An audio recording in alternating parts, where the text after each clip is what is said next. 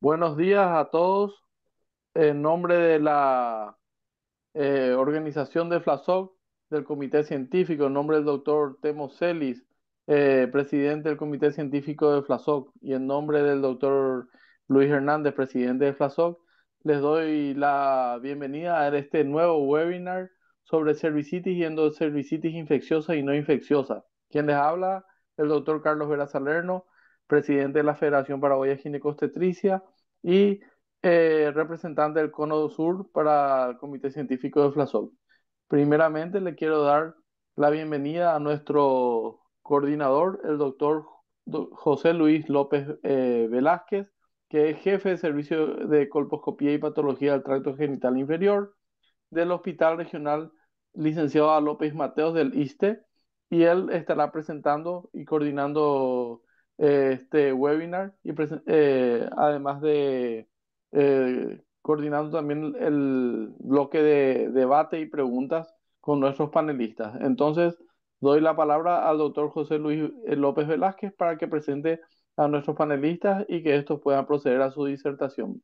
Le agradezco a toda América y a los miembros de FLASOC, a los miembros de otras partes del mundo que también se conectan a este por conectarse a este webinar.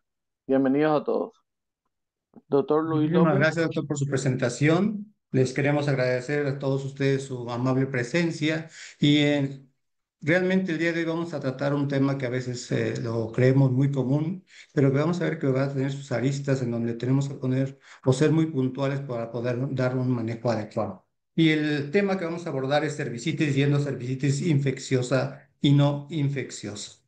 Justamente para este evento tenemos a tres expertos en esta área.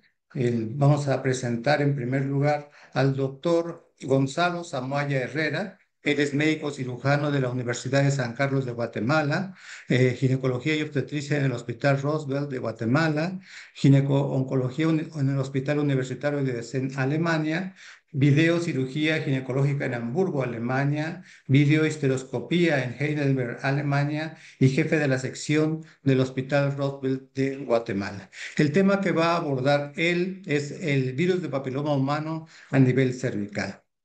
Tenemos también la participación de un doctor, un muy buen amigo de nosotros, el doctor Claudio Maldonado Reyes. Él es especialista en ginecología y obstetricia, es director médico del Instituto de Colposcopía y trabaja en Quito, Ecuador. Él va a abordar el tema hallazgos en la endocervicoscopía. Y en tercer lugar tenemos también a una gran amiga y colega, la doctora Angélica del Rosario Murillo Aguirre. Ella es especialista en ginecología y obstetricia, hizo alta especialidad en colposcopía y patología del tracto genital inferior. Ella trabaja en el Instituto de Lucha contra el Cáncer, SOLCA, en Cuenca, Ecuador. Y el tema que nos va a hablar es cervicitis no infecciosa. Vamos a darle la palabra al doctor Gonzalo Zamuaya para que inicie su plática. Buenos días a todos, muchas gracias. ¿Sí puede compartir? Vamos a ver. ¿Puede dejar de compartir, doctor José Luis, por favor? Para... Sí, ya. ah, Cierren los que nos está disertando, pantalla, micrófono y video. No sé por qué no sé.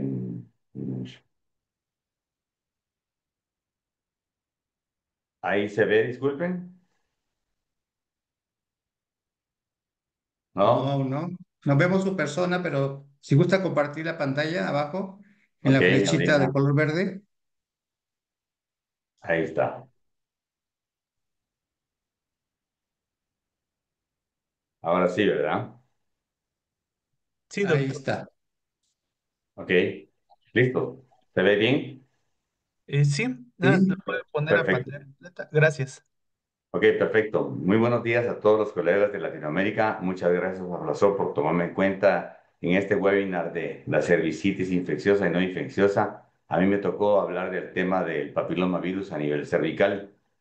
Es un tema, como decimos, pues, como dijo el doctor José Luis López, pues A veces se cree que es muy fácil, pero realmente cuando uno ve la complejidad del papilomavirus humano y todos los estragos que ha causado y que su descubrimiento pues realmente no fue hace sino algunas décadas por el doctor Harald Surhausen y su implicación en el cáncer cervical, pues vemos que es bien complejo. Les traigo esta foto para conmemorar a Henrietta Lacks, que no sé si ustedes la conocían, pero fue una paciente que murió de cáncer cervical. Henrietta, miren a la edad que vamos a ver si podemos tener acá ¿cómo se llama? Un puntero, pero creo que no, no, no lo puedo poner. Bueno, pero En la sucede parte que, inferior, doctor, de su diapositiva. con el clic Inferior derecho, izquierda. ¿ah? Inferior izquierda, diríjalo ahí Ah, el mouse y ahí aparece. Aparece muy clarito en la parte inferior izquierda cuando mueve ahí el mouse está, hacia esa área. acá está.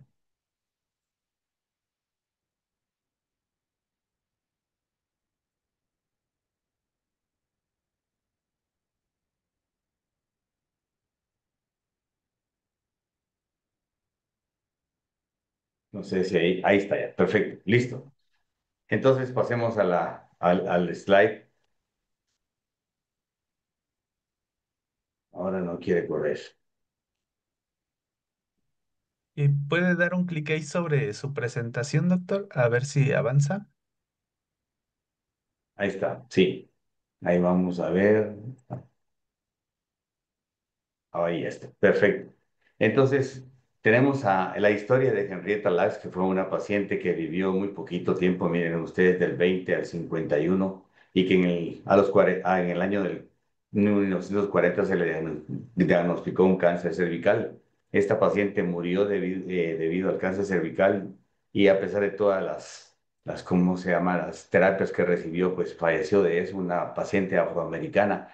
Y de aquí surge la historia porque la paciente ya muerta, pues le tomaron tejido de cervical, lo guardaron y posteriormente al pasar de los años fueron utilizadas sus células de cervicales y sirvieron para mucho, sirvieron para producir vacunas, para producir muchos tipos de terapias y aparte de eso, fue al analizar las células estas ubicó que realmente había una secuencia del papiloma 18 y además de las proteínas E6 y E7 en este tejido al pasar de los años.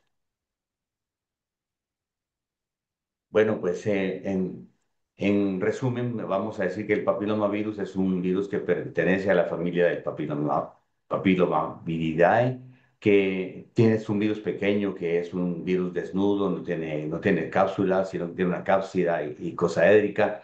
Esta cápsida icosaédrica está compuesta por dos proteínas genéticas, que son la L1 y la L2, ¿verdad? Que tienen un genoma circular con aproximadamente 8 pares de, ¿cómo se llama?, de estructuras de DNA, tiene una forma episomal y pertenece a la clase 1 de Baltimore, que creada en la base esta clase de Baltimore por el doctor David Baltimore, que clasifica, según lo ven ustedes en esa parte superior, los virus de ADN, ARN, bicatenarios o monocatenarios, etcétera, etcétera, y el virus del papiloma humano pertenece a la clasificación 1 de Baltimore, que es la que ustedes ven en esta parte de aquí arriba.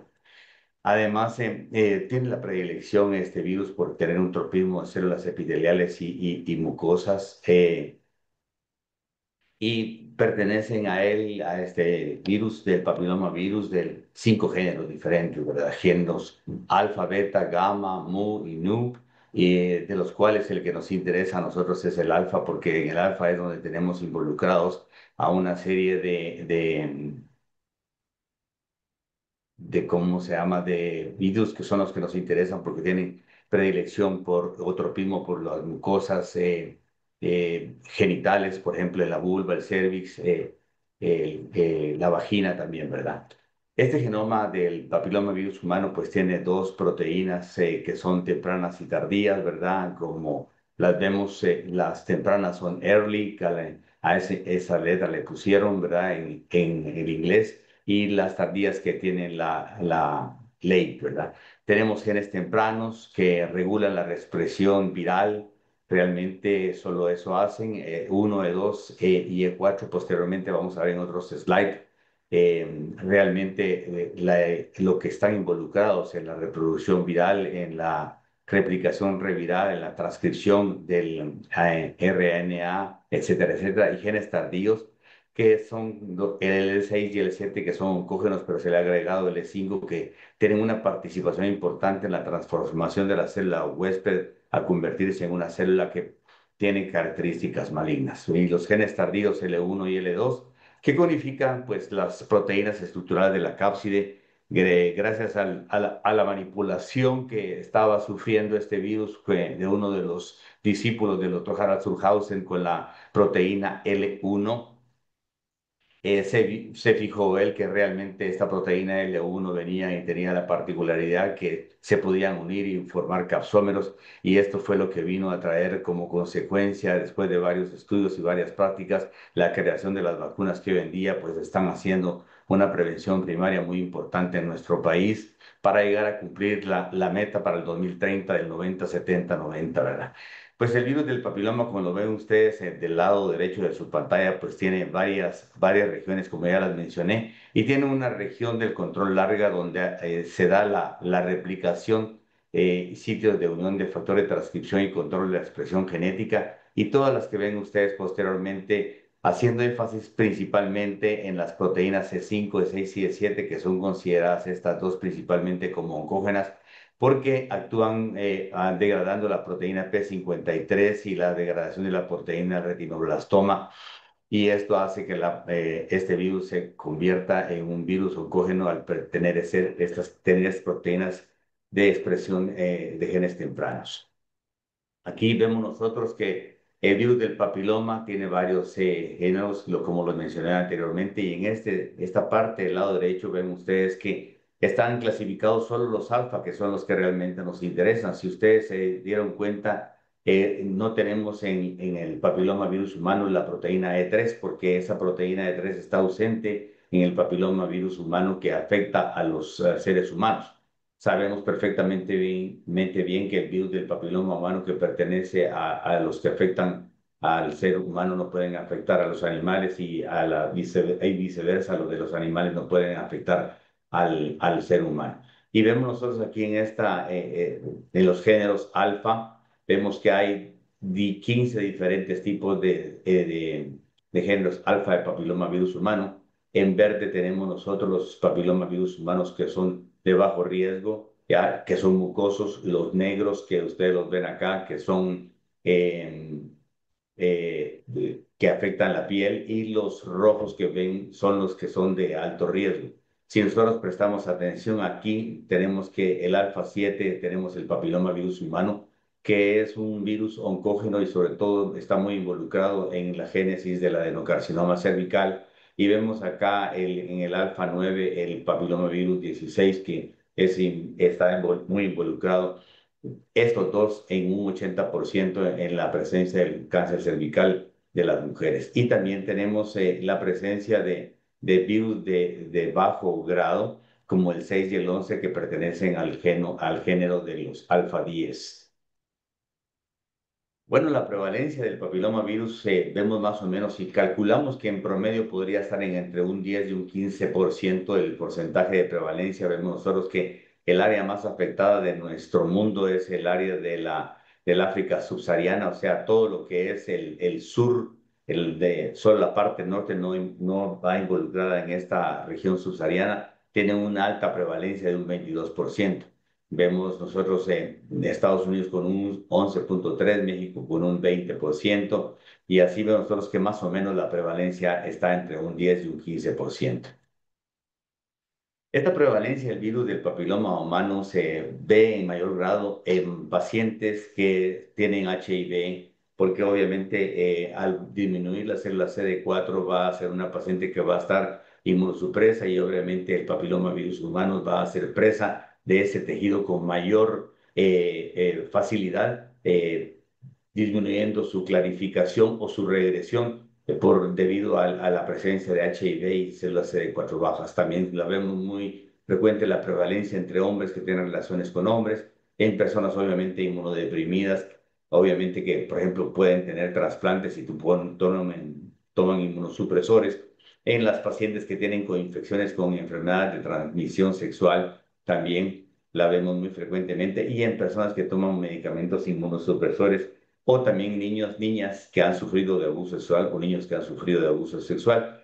Me faltó ponerles acá que la prevalencia también es bastante alta en pacientes que han tenido más de un compañero sexual, o sea que la promiscuidad viene y hace que se produzca una prevalencia mayor de virus del papiloma humano. Pues la máxima incidencia del papilomavirus humano lo vemos en las pacientes adolescentes.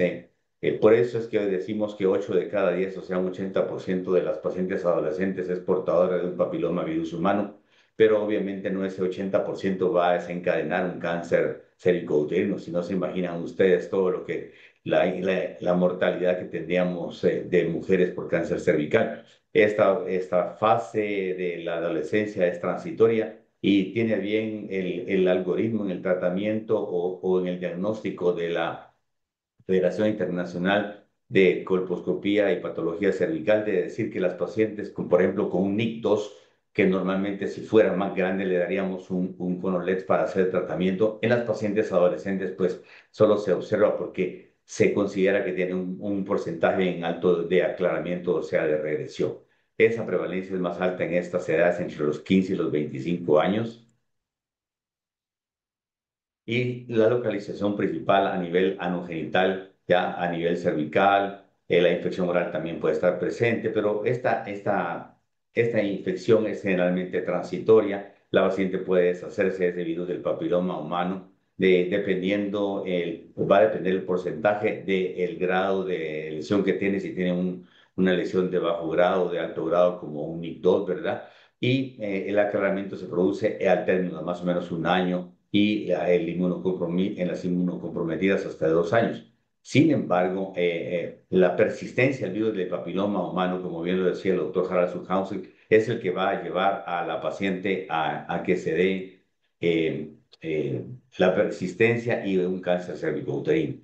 El doctor Harald Suchhausen, que ya no está en nuestro planeta, recibió el premio Nobel en el 2008, ¿verdad? Y él fue muy claro, fue el que obviamente descubrió que el papilomavirus humano es el virus que estaba involucrado en la producción de las lesiones precancerosas y el cáncer cervical. Y él fue muy claro al decir que la infección persistente por papilomavirus humanos es la causa del carcinoma cervicouterino.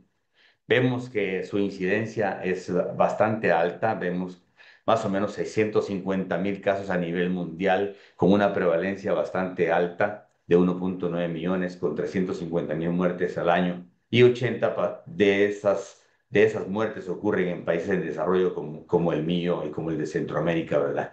En México, por ejemplo, es la segunda causa de muerte. Pero en Guatemala todavía persiste como la primera causa de muerte por cáncer en mujeres en mi país. Podemos decir que una mujer muere cada 2 horas en nuestro país, o sea, estamos diciendo que más o menos mueren 12 pacientes al día, ¿verdad? Pues bueno, entrando en detalle, esta es el epitelio escamoso estratificado que lo vemos realmente en el área donde hay todo el estrato de 21 niveles de estratos de células, ¿verdad? Donde están las células basales, parabasales, el escamo espinoso y las células escamosas. Obviamente el virus, para poder entrar acá, tiene que haber una abrasión para poder venir e ir a buscar las células basales. ¿Y por qué busca las células basales? Porque son las células de predilección para él, porque son las células que van a ser las que van a dividirse y son las células que van a promover la división celular. Entonces las escoge perfectamente para vivir en ellas de una forma episómica, y cada vez que una célula se divida, pues obviamente va a venir y va a nacer otra célula o va a crearse otra célula con episomas de partículas virales. Pues obviamente esta parte que nosotros vemos acá es una parte pues que contiene un montón de estratos de células. Sin embargo, cuando nosotros vemos microscópicamente la unión del epitelio escamo columnar, vemos nosotros que en esa parte se adelgaza, vemos las células que se disminuyen en grosor, vemos las células en ese lado donde es más fácil que puedan llegar los virus a las células basales y de ahí empezar todo el proceso. Me permití traer esto para recordar un poco lo que aprendimos en medicina en los primeros años de las fases de la división celular, porque es muy importante porque aquí es donde viene y en esta parte es donde donde va a actuar las proteínas oncogenéticas, la E6 y la E7, en la fase GAP1, ¿ya? No así en la fase S, que es la fase de síntesis del ADN, y en la fase G2, que es la última fase donde continúa el crecimiento que principió en la GAP1, ¿verdad? Y además en la síntesis proteica para entrar en la fase de la mitosis, de profase, metafase, anafase y telofase. ¿Verdad? Es muy importante conocer eso porque en esta parte es donde el virus oncogenético va a actuar. Y por eso lo tenemos aquí, en este esquema grande donde está la GAP1, donde vemos nosotros que la proteína oncogenética E6 y E7 es donde van a actuar en esta fase para producir esa transcripción genética y producir las alteraciones que se van a llevar en las proteínas de retinoblastoma y en las proteínas P53. El BPH hace su viaje al núcleo, ¿verdad? Pues entra a las células basales por esas abrasión que mencionamos, ¿verdad? Y lo hace a través de proteoglicanos de heparansulfato, que son unos receptores que se encuentran a nivel de las células basales, ¿verdad? Y receptores secundarios para infección a través de la alfa-integrina. Este mecanismo de la alfa-integrina lo usa sobre todo el papiloma tipo 6, ¿verdad? Entran por endocitosis, ¿verdad? Mediadas por un sistema de claretina o caveolítica, ¿verdad? Que ya lo vamos a ver posteriormente, y estas partículas pues obviamente entran en endosomas y de ahí es donde se va a liberar las partículas por una reacción bioquímica y se va a lisar el virus para poder entrar al núcleo, que posteriormente lo vamos a ver. Aquí lo vemos en detalle, aquí vemos el virus, cómo viene, y esta es la pared de la célula basal donde está el heparansulfato, que es un proteoglicano, ¿verdad? Donde se adapta y al adaptarse funciona como un receptor, ¿verdad? Que viene y lo atrapa y lo va a incluir, lo va a meter dentro del citoplasma de la célula. Al meterlo dentro del citoplasma de la célula lo va a hacer a través de un sistema de claritina. ¿Ya? Ese sistema de claritina es un sistema para producir un endosoma y lo utiliza en el papillomavirus 16 y el 18, y un sistema de endocitosis por caveolinas o caveolas que le llamamos, que esto lo utiliza el papillomavirus 31, ¿verdad? En esta parte vemos nosotros cómo el virus entra y se forma un endosoma, y después de este endosoma pues es lisado por lisosomas, ¿verdad? Se liberan los capsómeros, los monómeros, y se lisa también la cápside del virus y entra por los poros del núcleo, y en el núcleo utiliza la maquinaria del ADN del núcleo de la célula hospedera para hacer una replicación, una transcripción, ¿verdad? A través del RNA mensajero en los ribosomas y para producir su material genético. Entonces vemos nosotros cómo este virus en el endosoma es lisado, ¿ya? Se produce esa lisación por una reducción bioquímica que produce los daños del puente de disulfuro, ¿verdad? Produce capsómeros, monómeros y el ADN viral. Y este ADN viral, los capsómeros y los monómeros ingresan a esta parte que les mencionaba yo aquí, ya que es donde se van a producir la transcripción genética y de la replicación del ADN viral, y se van a producir aproximadamente entre 30 y 50 copias virales. Eso no es una replicación masiva, pero es inteligente el virus porque no quiere, pues, venir y verse manifestado para que el sistema inmunológico no venga y no lo destruya. Esa es una fase muy importante del virus. Tenemos varias proteínas que no son oncogenéticas, pero sí contribuyen a la transcripción. Vemos la proteína E1, que es una proteína multimédica con actividad TPasa y helicasa, que reconoce las regiones específicas del ADN viral y forma un complejo con la E2. Estas forman un complejo y vienen y se manifiestan en las regiones de origen de replicación viral, ¿verdad? Esta proteína E2 reprime al promotor P97 del papiloma virus 16 y el promotor P105 del papiloma 18.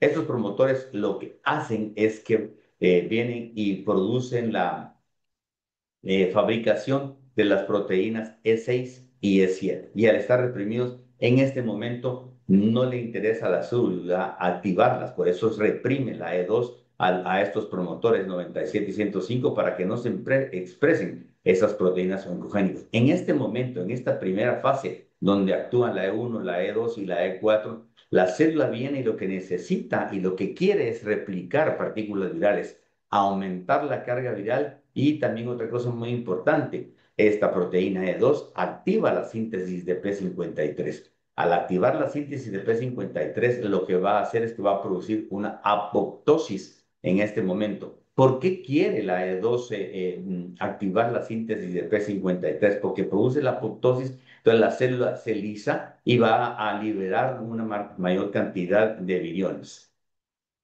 Y la E4 forma un complejo con la 1 que lleva a una destrucción celular porque tiene que ver con la membrana celular, con la membrana de las mitocondrias que producen la energía, y todo eso lo que viene es que produce una alteración en la citoarquitectura de la membrana celular y lleva a la destrucción celular. Entonces, ya entrando en la segunda etapa, esta etapa primera que fue solo de replicación viral, entramos a la etapa en la cual se va a producir el efecto oncogénico. Se pierde el efecto inhibitorio de la E2. ¿Se recuerdan? En la anterior había un efecto estimulatorio y entonces inhibitorio sobre la E2 y sobre la P97 y la 105. Entonces, al estar inhibido estos promotores, estos dos, se va a dar la creación de las proteínas E6 y E7 en los virus 16 y 18, por ejemplo, ¿verdad? Entonces, esta proteína E6 degrada la proteína P53 que está unida básicamente con la ubiquitina liganza, que la tenemos acá. Entonces esto viene y produce una degradación y produce un aumento de la proliferación celular. La función de la P53 es la función como decirlo así, como de curativa, repara el DNA y hace que al repararlo, pues la célula no sufra la apoptosis. Pero si no logra repararla, pues la lleva a la apoptosis y a la destrucción, ¿verdad? Entonces, esa es la función. Pero esta P56 unida a la ubiquitina liganza viene y bloquea la P53 para que se produzca el daño celular ya y se produzca la proliferación celular y se inmortalice la célula, que la célula quiere tener ahí a esos virus para que no se vayan a destruir. La E6 también inhibe la acción de la proteína tuberina, que esta proteína tuberina también controla la proliferación celular. Esta proteína tuberina es generada por el gen supresor de tumores y controla la proliferación celular inhibiendo la proteína quinasa S6. O sea, esta proteína también es inhibida por la E6. Vean ustedes que la clave de la proteína E6 es producir inhibición de la P53, inhibición de la proteína tuberina que controla la proliferación celular, y a eso se dedica. Y la E7 pues degrada la proteína del retinoblastoma. Se le llama proteína retinoblastoma porque fue el primer tumor de retinoblastoma donde se vino y se aisló esta proteína, ¿verdad? Entonces, este gen, la proteína E7, degrada el retinoblastoma. El retinoblastoma es como el guardián del genoma de la célula. Inhibe la progresión celular antes de la duplicación del genoma, de tal forma que la célula tiene que estar en buenas condiciones para que se dé la replicación celular. También inhibe la PI614A, que normalmente frena la multiplicación celular. Tiene un efecto mutagénico productor de aneuploidías y favorece la integración del genoma viral a la célula huésped. O sea, hace que el virus venga y entre al genoma viral y comparta esa maquinaria para poder reproducirse. Y la E5 que se sintetiza en el genoma viral y posteriormente se ubica en la membrana del huésped. O sea, esta proteína E5 también tiene una función en el factor de crecimiento epidérmico, el factor de crecimiento de las plaquetas, el factor 20 P55-NEU y el factor estimulante de las colonias. Y esto lo hace con tal de venir y hacer que la membrana celular para integrar su factor de crecimiento lo hace la proteína E5. Entonces, para resumir, vieron ustedes, tenemos dos fases. La fase primera, que fue el ingreso del virus, el aumento de la población viral y la distribución en el epitelio. Y la fase 2 es la alteración celular por las proteínas E6 y E7 y también la E5, con un crecimiento y una proliferación descontrolada, donde se va a producir la génesis del papillomavirus humano. Pues la historia natural de la enfermedad nos dice a nosotros que las lesiones de NIC1, bueno, tienen una progresión de un 60%, de una persistencia de un 40%, pero pueden progresar solo en un 10%. Vean, la regresión es bastante alta. La progresión a cáncer uterino es bien baja, mientras que la 2, la regresión tiende a bajar un poquito, la persistencia es igual, ya la progresión es un poquito mayor que la del NIC1, ¿verdad? Y progresan a cáncer uterino un 5%. Sin embargo, el NIC3, la progresión es de la tercera parte, hacia un cáncer cervicuterino, ¿ya? Perdón, la regresión, perdón, solo es de un 33% y la progresión es de un 12% a cáncer cervicouterino. Este slide me encanta mucho porque este slide viene y sintetiza lo que les acabo de decir. 85 a 90% de las pacientes eliminan el BPH, solo un 10 a un 15% progresan a un NIC1. De este 15%, 10 a 15%, solo un 10 a un 20% pasan de un NIC1 a un NIC2 o NIC3. Y de este 30 a 40% de una lesión de alto grado, solo 0,1 a 1,2 llega a ser un cáncer invasor. Si ustedes ven y lo correlacionan con esto que les hablaba anteriormente, en esta fase el virus es episomal, ya no se ha integrado como en la parte que decimos aquí abajo. Entonces va disminuyendo conforme la lesión va aumentando, la presencia episomal va disminuyendo, hasta en el cáncer invasivo ya no es episomal. ¿Por qué razón? Porque ya el virus se ha integrado al genoma de la célula, se ha integrado al genoma de las células con las proteínas oncogénicas. Al principio se dieron cuenta ustedes cuando yo expliqué la expresión de la E2, ¿ya? Es bastante alta y va disminuyendo, mientras que la expresión de la E6 y E7, bloqueadas por la misma E2, por los promotores que les mencioné, es muy baja. Y mientras que en el cáncer o las lesiones de alto grado, pues es mucho mayor.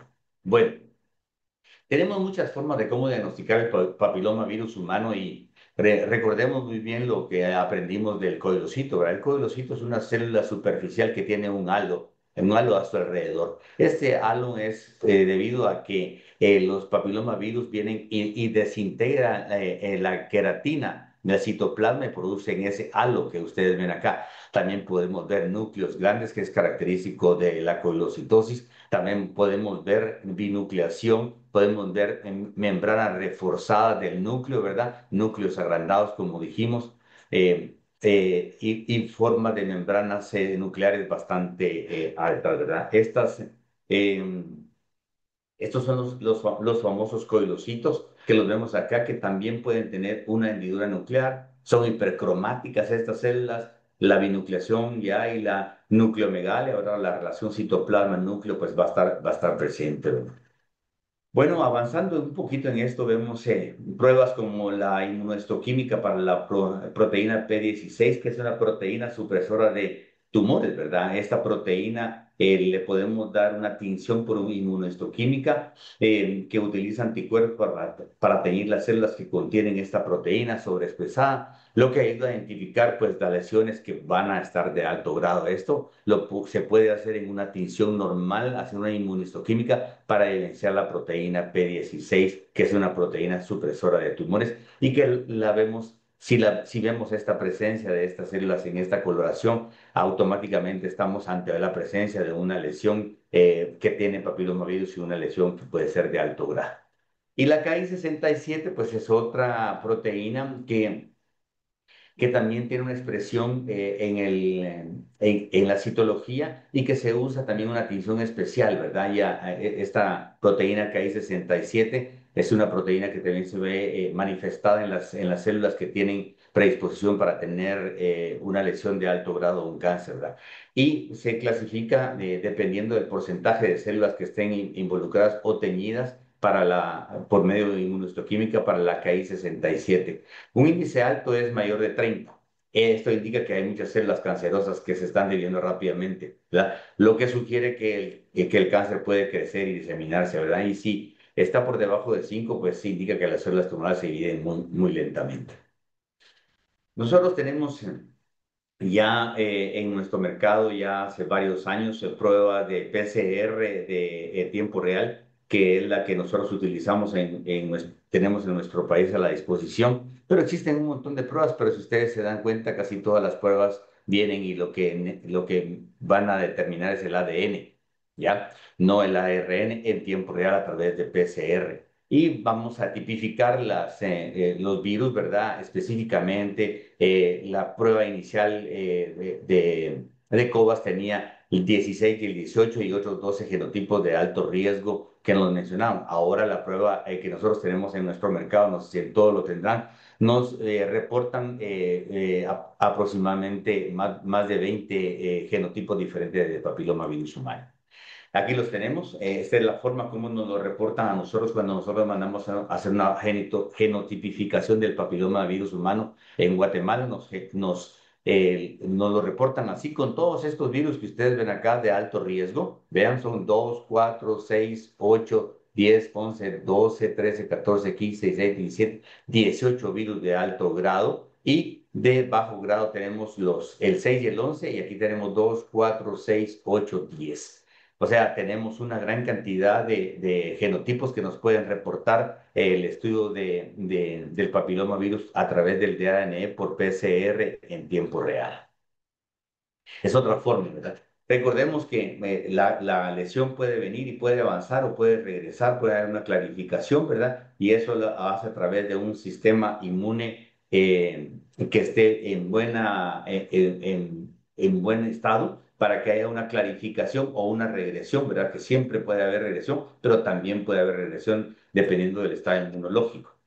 Cuando las células ingresan al epitelio escamoso estratificado, pueden ser aniquiladas por las células asesinas, ¿verdad? Pero realmente lo que pasa es que las células dendríticas lo llevan a los ganglios linfáticos para que se produzca toda la serie de reacciones para producir linfocitos T y linfocitos B, inmunoglobulinas.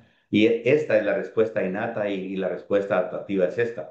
Pero esta respuesta que tiene el cuerpo de la mujer es muy suave, es muy leve, no alcanza niveles muy altos para poder controlar la infección. Aquí tenemos un esquema en el cual las células dendríticas llevan, ¿verdad?, al ganglio para producir las células CD4, las células CD8, que son las que van a venir y van a aniquilar las células infestadas o infectadas por papilomavirus y las células B que van a venir y producir la secreción de anticuerpos inmunoglobulinas G, por ejemplo, para bloquear la entrada de los virus nuevos que puedan venir o que se puedan desprender de esta parte de acá para que ya no vuelvan a reinfectar.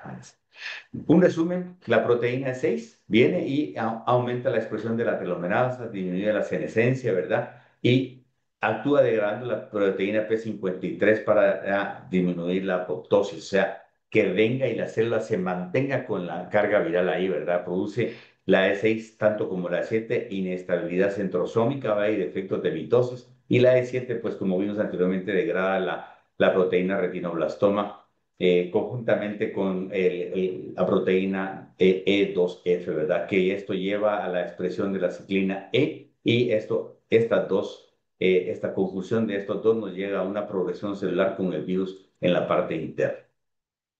Ya casi para terminar, no quería yo dejar de dar este mensaje porque yo creo que este es el objetivo de la Organización Mundial de la Salud, las medidas casi perfectas de las mis universo, ¿verdad? 90, 60, 90 serían las medidas, pero estas son las medidas que trataron de adaptar como un mnemotécnico que sea fácil de asimilar. 90, 70, 90. O sea, vacunar al 90% de la población de niñas, de preferencia, ¿verdad? Antes de cumplir los 15 años, ¿verdad? Entre los 8 y los 14 o 15 años es ideal vacunar. Detectar el 70% de las mujeres con una prueba alta de precisión, que podría ser una prueba de HPV, DNA HPV o un cotest, como ustedes lo quieran. La sensibilidad es tan parecida el cotest como la prueba de ADN del HPV y tratar a las mujeres en un 90% cuando las mujeres son diagnosticadas sobre todo en lesiones tempranas, y así reducir con esta política el cáncer cervicuterino a 4 por 100.000 mujeres para el año 2030. Ese es el tema más importante. O sea, es importante hacer conciencia a la población de hacerse el Papa Nicolau. Hay diferentes esquemas según diferentes entidades de cada año, cada 3 años, las pruebas de ADN, HPV, cada 3 o cada 5 años, o el COTES. Pero lo importante es que si tenemos la opción de con un espéculo poder ir a examinar ese cuello a través de varias formas, como la prueba de IVA-A o la prueba con Lugol o la prueba o una prueba de ADN HPV o una prueba con Papa Nicolau, pues esto nos va a llevar a un diagnóstico que puede ser temprano y así de esta forma poder salvar la vida a nuestros pacientes. Muchas gracias por su atención.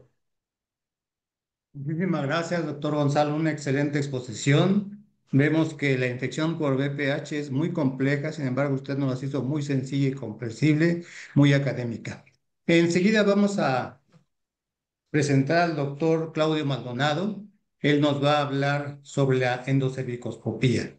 ¿No? Cuando nosotros hacemos habitualmente colposcopía, muchas veces no tenemos acceso al conducto endocervical y esto es lo que nosotros necesitamos complementar y el doctor Claudio Maldonado nos va a decir por qué. Adelante, doctor Maldonado.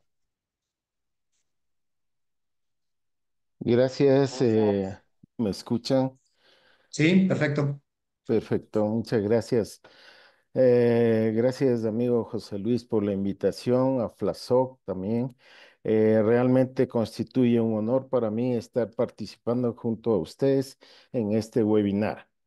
Em, Se me ha encargado hablar sobre la endocervicoscopía y para entrar en contexto voy a comenzar diciendo lo que dice la doctora Penny Bonfield. Las lesiones glandulares cervicales preinvasivas e invasivas se consideran un reto excepcional. Esto es muy importante porque para todos los que hacemos nosotros colposcopía, siempre nos quedamos con la pregunta, ¿qué hacer con las lesiones endocervicales? Siempre se presentan lesiones mixtas, entonces hoy vamos a tratar de contextualizar todas las situaciones que se presentan en el endocervix. Como ustedes saben, la incidencia del adenocarcinoma invasor, por suerte, que es bastante peligroso, es más baja que la escamosa, 1,2 casos por 100,000. Y algo importante es que la edad promedio es a los 51 años de edad. En cambio, el adenocarcinoma in situ, ¿sí? Se presenta como promedio a los 37 años. Y esto es muy importante que nosotros tengamos en contexto. A través del tiempo, en este estudio, más de 10 años, se ha visto un lento descenso del carcinoma escamoso, pero como ustedes pueden ver aquí, el carcinoma, adenocarcinoma, se ha mantenido en el tiempo. ¿Cuáles son los factores de riesgo importantes en esto? ¿Sí? La obesidad tiene una fuerte asociación, el tipo de HPV, que es del 16 y el 18, y la hiperplasia de células de reserva. Aunque el 18 también está involucrado en el 50% de los adenocarcinomas que también están con los escamosos.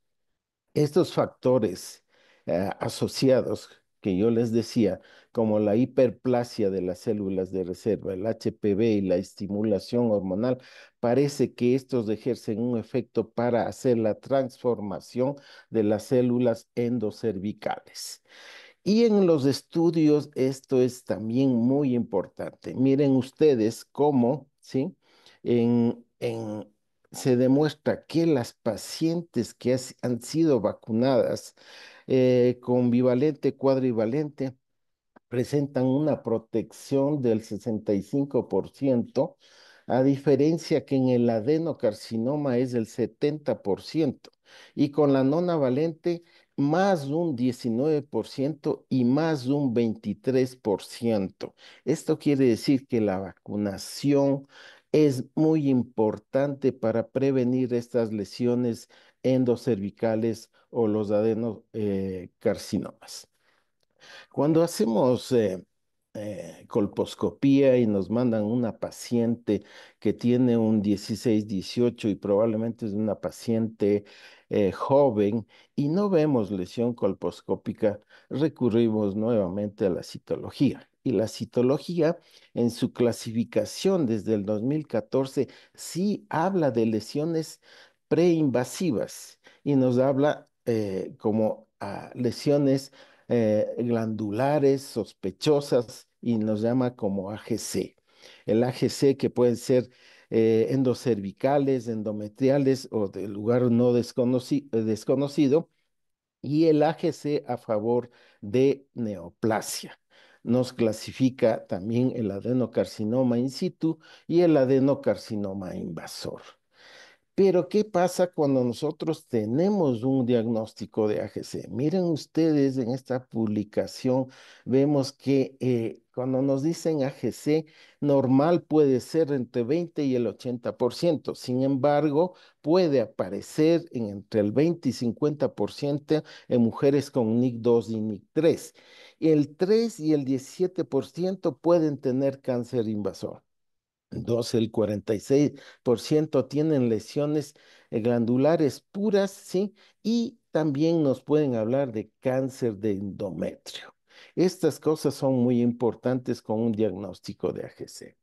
En los diferentes estudios, por ejemplo, en este estudio en Chile se determinó que en las lesiones de adenocarcinoma el virus 16 era el más prevalente. Sin embargo, en otros estudios con células glandulares atípicas, miren ustedes la variedad de genotipos virales como el 16, 18, 66, etcétera, han sido detectados en este tipo de lesiones. Nuevos estudios también han determinado, por ejemplo, en este hecho en España, que el 16 y el 18 estuvieron en el 72% de los cánceres. Y saltamos a la biopsia. Cuando nosotros hacemos una biopsia, ¿sí? Em, Esperamos que el médico patólogo nos dé una respuesta. Y si es una imagen así, pues fácilmente lo va a determinar. Sin embargo, por ejemplo, aquí nos dice que los marcadores inmunohistoquímicos deben usarse como parte de un panel de anticuerpos, ya que puede ocurrir excepciones al patrón habitual de tinción y si se usan individualmente pueden engañar al patólogo. Es decir, que el estudio de la patología también es compleja. Aquí vemos cómo se puede utilizar P16, BCL2, vimentina, hematoxilina, eosina para ayudar a diagnosticar estos cánceres del adenocarcinoma que también pueden confundirse con metaplasias tubáricas y con otros adenocarcinomas de otros lugares.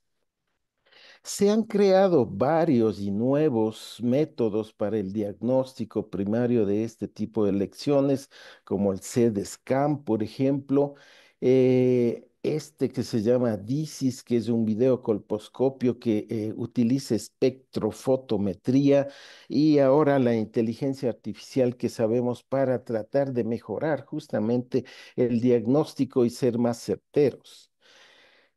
Ahí, hoy actualmente existe la endomicroscopía cofocal que se utiliza en gastroenterología, que consiste en pegar el endoscopio en el tejido y en el tejido tincional y nosotros poder hacer un estudio histológico.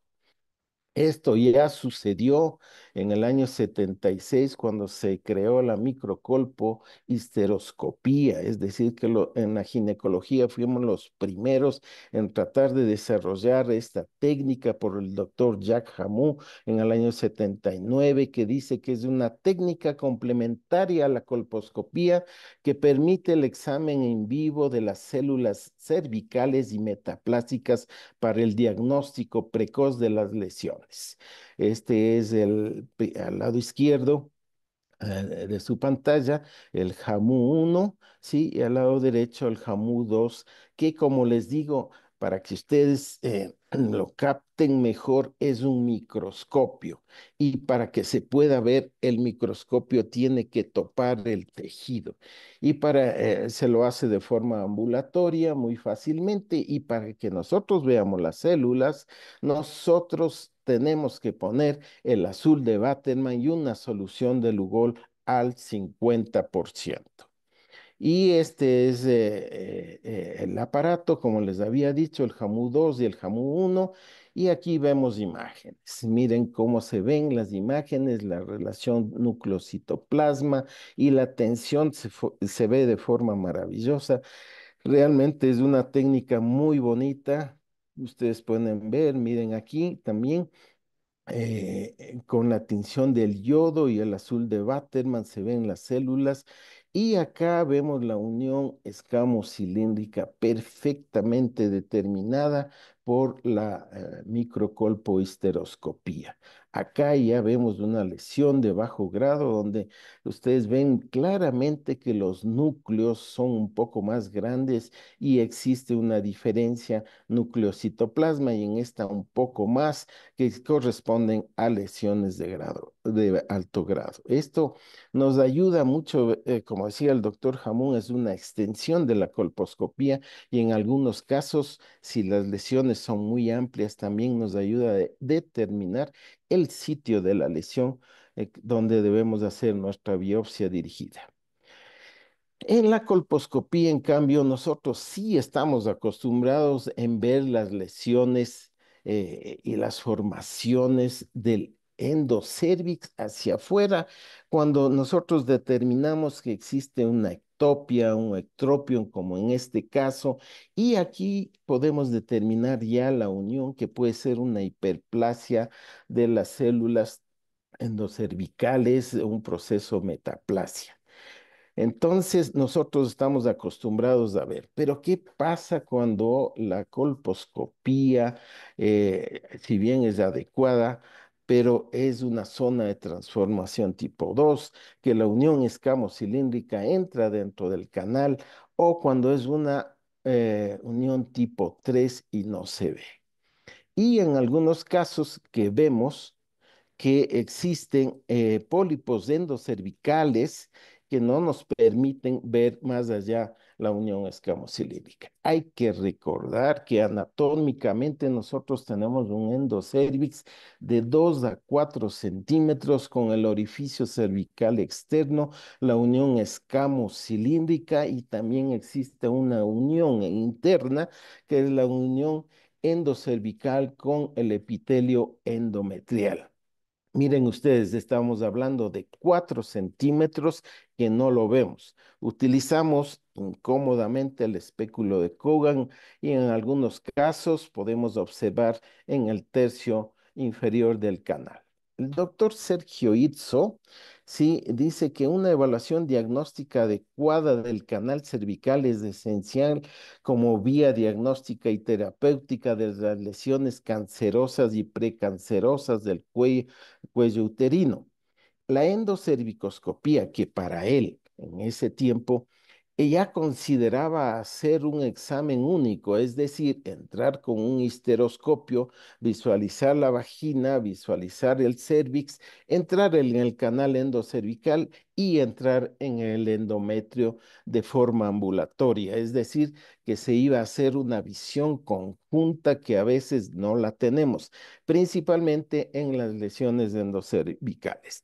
Y dice que puede considerarse como una extensión de la colposcopía. El uso de este método preserva las intervenciones innecesarias y destructivas para cumplir con la integridad anatomofuncional del cuello uterino. Existen muchos trabajos ahora de endocervicoscopía determinando la unión escamocilíndrica que les invito a que ustedes los lean, son muy interesantes, diferentes trabajos ya publicados. Pero en nuestro caso siempre nos preguntábamos quién debe hacer la endocervicoscopía, porque el que hace histeroscopía generalmente y trabaja en reproducción humana, piensa en el diagnóstico más que del endocervix, en el diagnóstico de las lesiones endometriales. Entonces nosotros lo que hicimos en nuestro país fue tomar la fuente de luz del colposcopio, lo adaptamos a un histeroscopio y con un suero fisiológico colocado a 1 metro sobre el paciente, comenzamos a observar las imágenes endocervicoscópicas.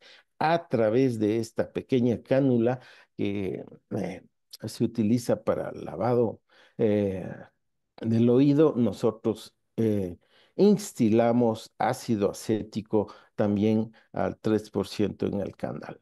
Como les decía, en paciente en posición ginecológica se introduce el histeroscopio y la visión tiene que ser muy, muy despacio. Miren ustedes estas maravillosas imágenes que nosotros tenemos de las criptas glandulares, que aquí los que hacemos esta parte de la ginecología, siempre estamos en contra del legrado endocervical porque causa destrucción de esta anatomía maravillosa donde vemos un epitelio rugoso de una sola capa de células, rojo y mucoso, ¿no es cierto? Aquí les presento una serie de imágenes donde se ven las criptas glandulares. Miren ustedes el orificio cervical externo, en este caso estenosado, el orificio cervical interno completamente abierto que nos permite muchas veces entrar muy fácilmente al endocervix. Vemos vasos típicos, vasos rectilíneos que siguen la misma dirección. Vimos las criptas glandulares y por eso yo les decía, cuando nosotros vemos esto muy de cerca, nos preguntamos cómo una legra puede pasar tomando una muestra sin causar destrucción, ¿no es cierto?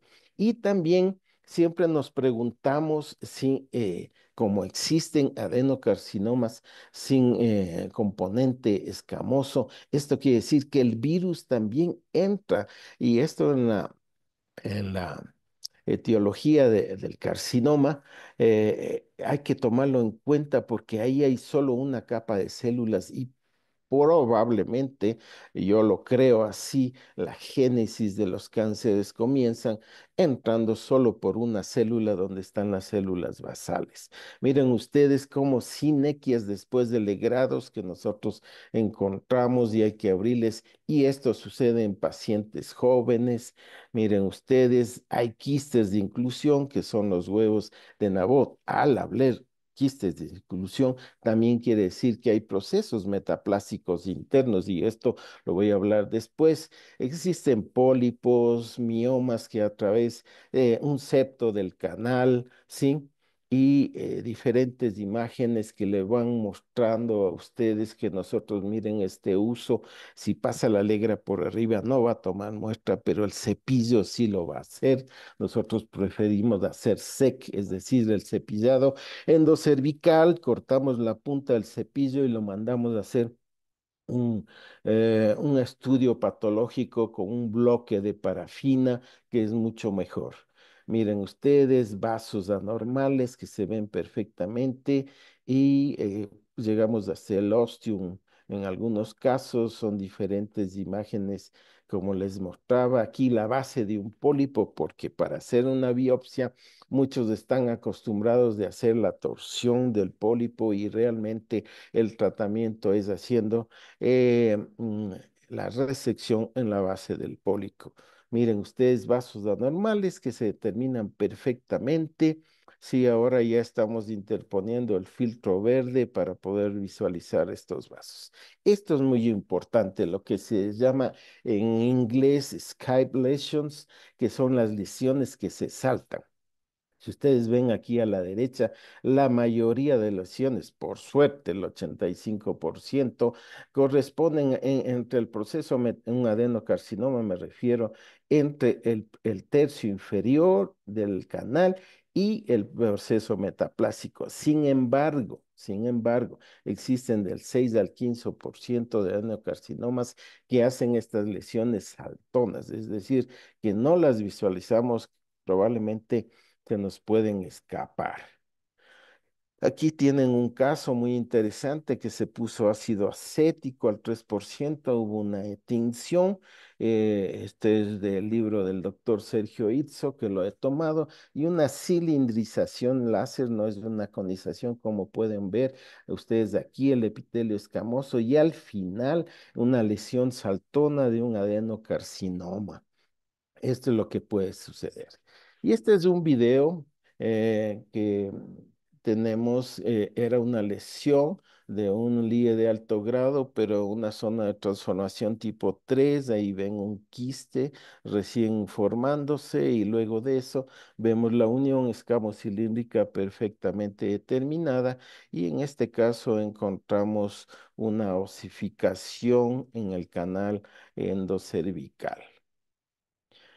Y un caso más importante que es este que quiero que se graben. Miren cómo se ve maravillosamente el Arore Vitae y ustedes pueden ver cómo es el canal endocervical normal, donde sí podemos pensar que un cepillo, un buen cepillado puede entrar en esas fosas. Pero miren aquí, esta era una paciente que tenía AGC a repetición y tuvo varios procesos de legrado endocervical y ustedes pueden ver sus cicatrices. Y me voy a saltar un poquito el video, si es posible, acá para mostrarles. ¿Sí? Un poco más adelante, que la causa de este AGC era que en el límite endometrial y con el endocervix existían múltiples pólipos endocervicales y probablemente esa era la visión que hacía el patólogo. Y miren, muy fácilmente entramos a la cavidad endometrial. La videohisteroscopía del endocervix es un examen de muy fácil ejecución. Es el colposcopista es el que tiene que permitirse hacer estos exámenes. Se ve directamente, se puede hacer biopsias dirigidas y lo más importante de todo en esas pacientes, principalmente jóvenes, determinar dónde se encuentra la unión escamocilíndrica y si posiblemente podrían haber lesiones saltonas.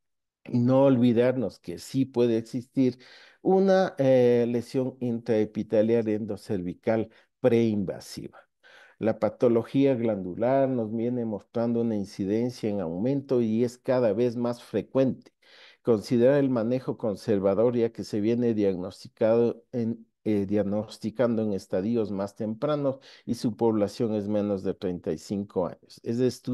Necesario estudiar estos tumores, como yo les decía, es importante solo hacer tratamiento a esas pacientes con lesiones de alto grado, nunca con lesiones de bajo grado. Muchísimas gracias. Muchas gracias, doctor Claudio Maldonado. Excelente ponencia. Ya nos permitió vislumbrar un área que a veces no la conocemos en esta magnitud que usted nos ha mostrado, conocer esas criptas glandulares que son muy famosas, pero que a lo mejor no las podemos observar, y lo que usted nos había indicado, un estudio de un cepillado cervical puede ser a veces mucho mejor que un legrado endocervical, mejorando la sensibilidad y la especificidad. Muchas gracias. Vamos a darle paso ahora a la doctora Murillo, Angélica Murillo, para que nos hable sobre un tema también muy importante. Si quiere compartir, doctora. Muy buenos días, Doctora Murillo. doctor. Muy buenos días. Buenos días, doctora. Adelante, ¿eh?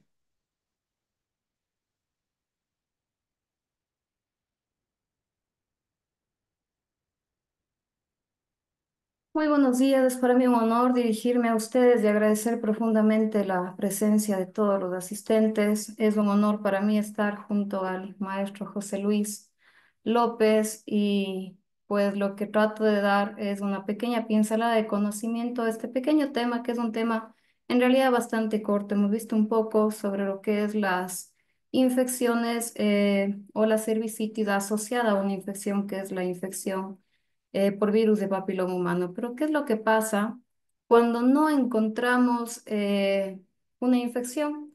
Voy a declarar mis conflictos de interés. He sido speaker para Mershar, para Body, para Megalabs. Esta charla no tiene conflicto de interés.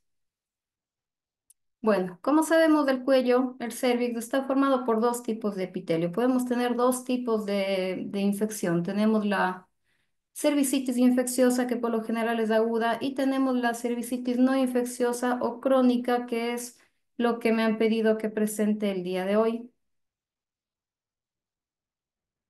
Como sabemos, el cérvix está formado por dos tipos de epitelio. Un epitelio que es un poquito más grueso, un poquito más resistente, que es el epitelio estratificado. Y tenemos también el epitelio glandular, que es muy delgado y que siempre tiende o tiene tendencia a ser mucho más frágil. Podemos tener dos tipos de infección, ya sea una exocervicitis o ya sea una endocervicitis. Al hablar de cervicitis no infecciosa, hablamos de una inflamación del epitelio cervical que está vinculada a causas no infecciosas. Así que su prevalencia en un estudio histopatológico, en el 89% de estos casos se mostró que la cervicitis es inespecífica, que no se encontró un patógeno que cause esta inflamación.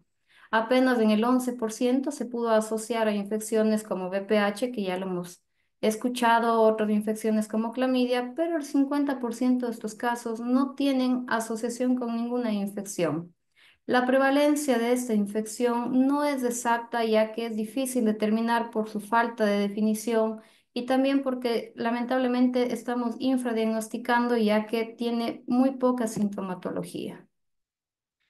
Al hablar de una cervicitis que no es causada por una infección, tenemos que buscar otras causas y en general podemos tener varias causas. Entre ellas tenemos irritaciones mecánicas como objeto de extraños, como el uso de tampones, la presencia de dispositivos intrauterinos, del uso de pesarios, de diafragma, de capuchones cervicales que en la actualidad se utiliza en muy poco. Podemos tener causas como irritación química o alergia, ya sea por pacientes que acostumbran a realizar duchas vaginales, usos permicidas, jabones, geles o látex. Puede también estar asociada a enfermedades sistémicas, sobre todo inmunosupresoras como líquen, como el síndrome de Behçet, sarcoidosis, artritis o una enfermedad inflamatoria intestinal. Y se puede asociar también a cambios hormonales, en especial el hipoestrogenismo, que lo vamos a tener en una menopausia, sea fisiológica o una menopausia inducida.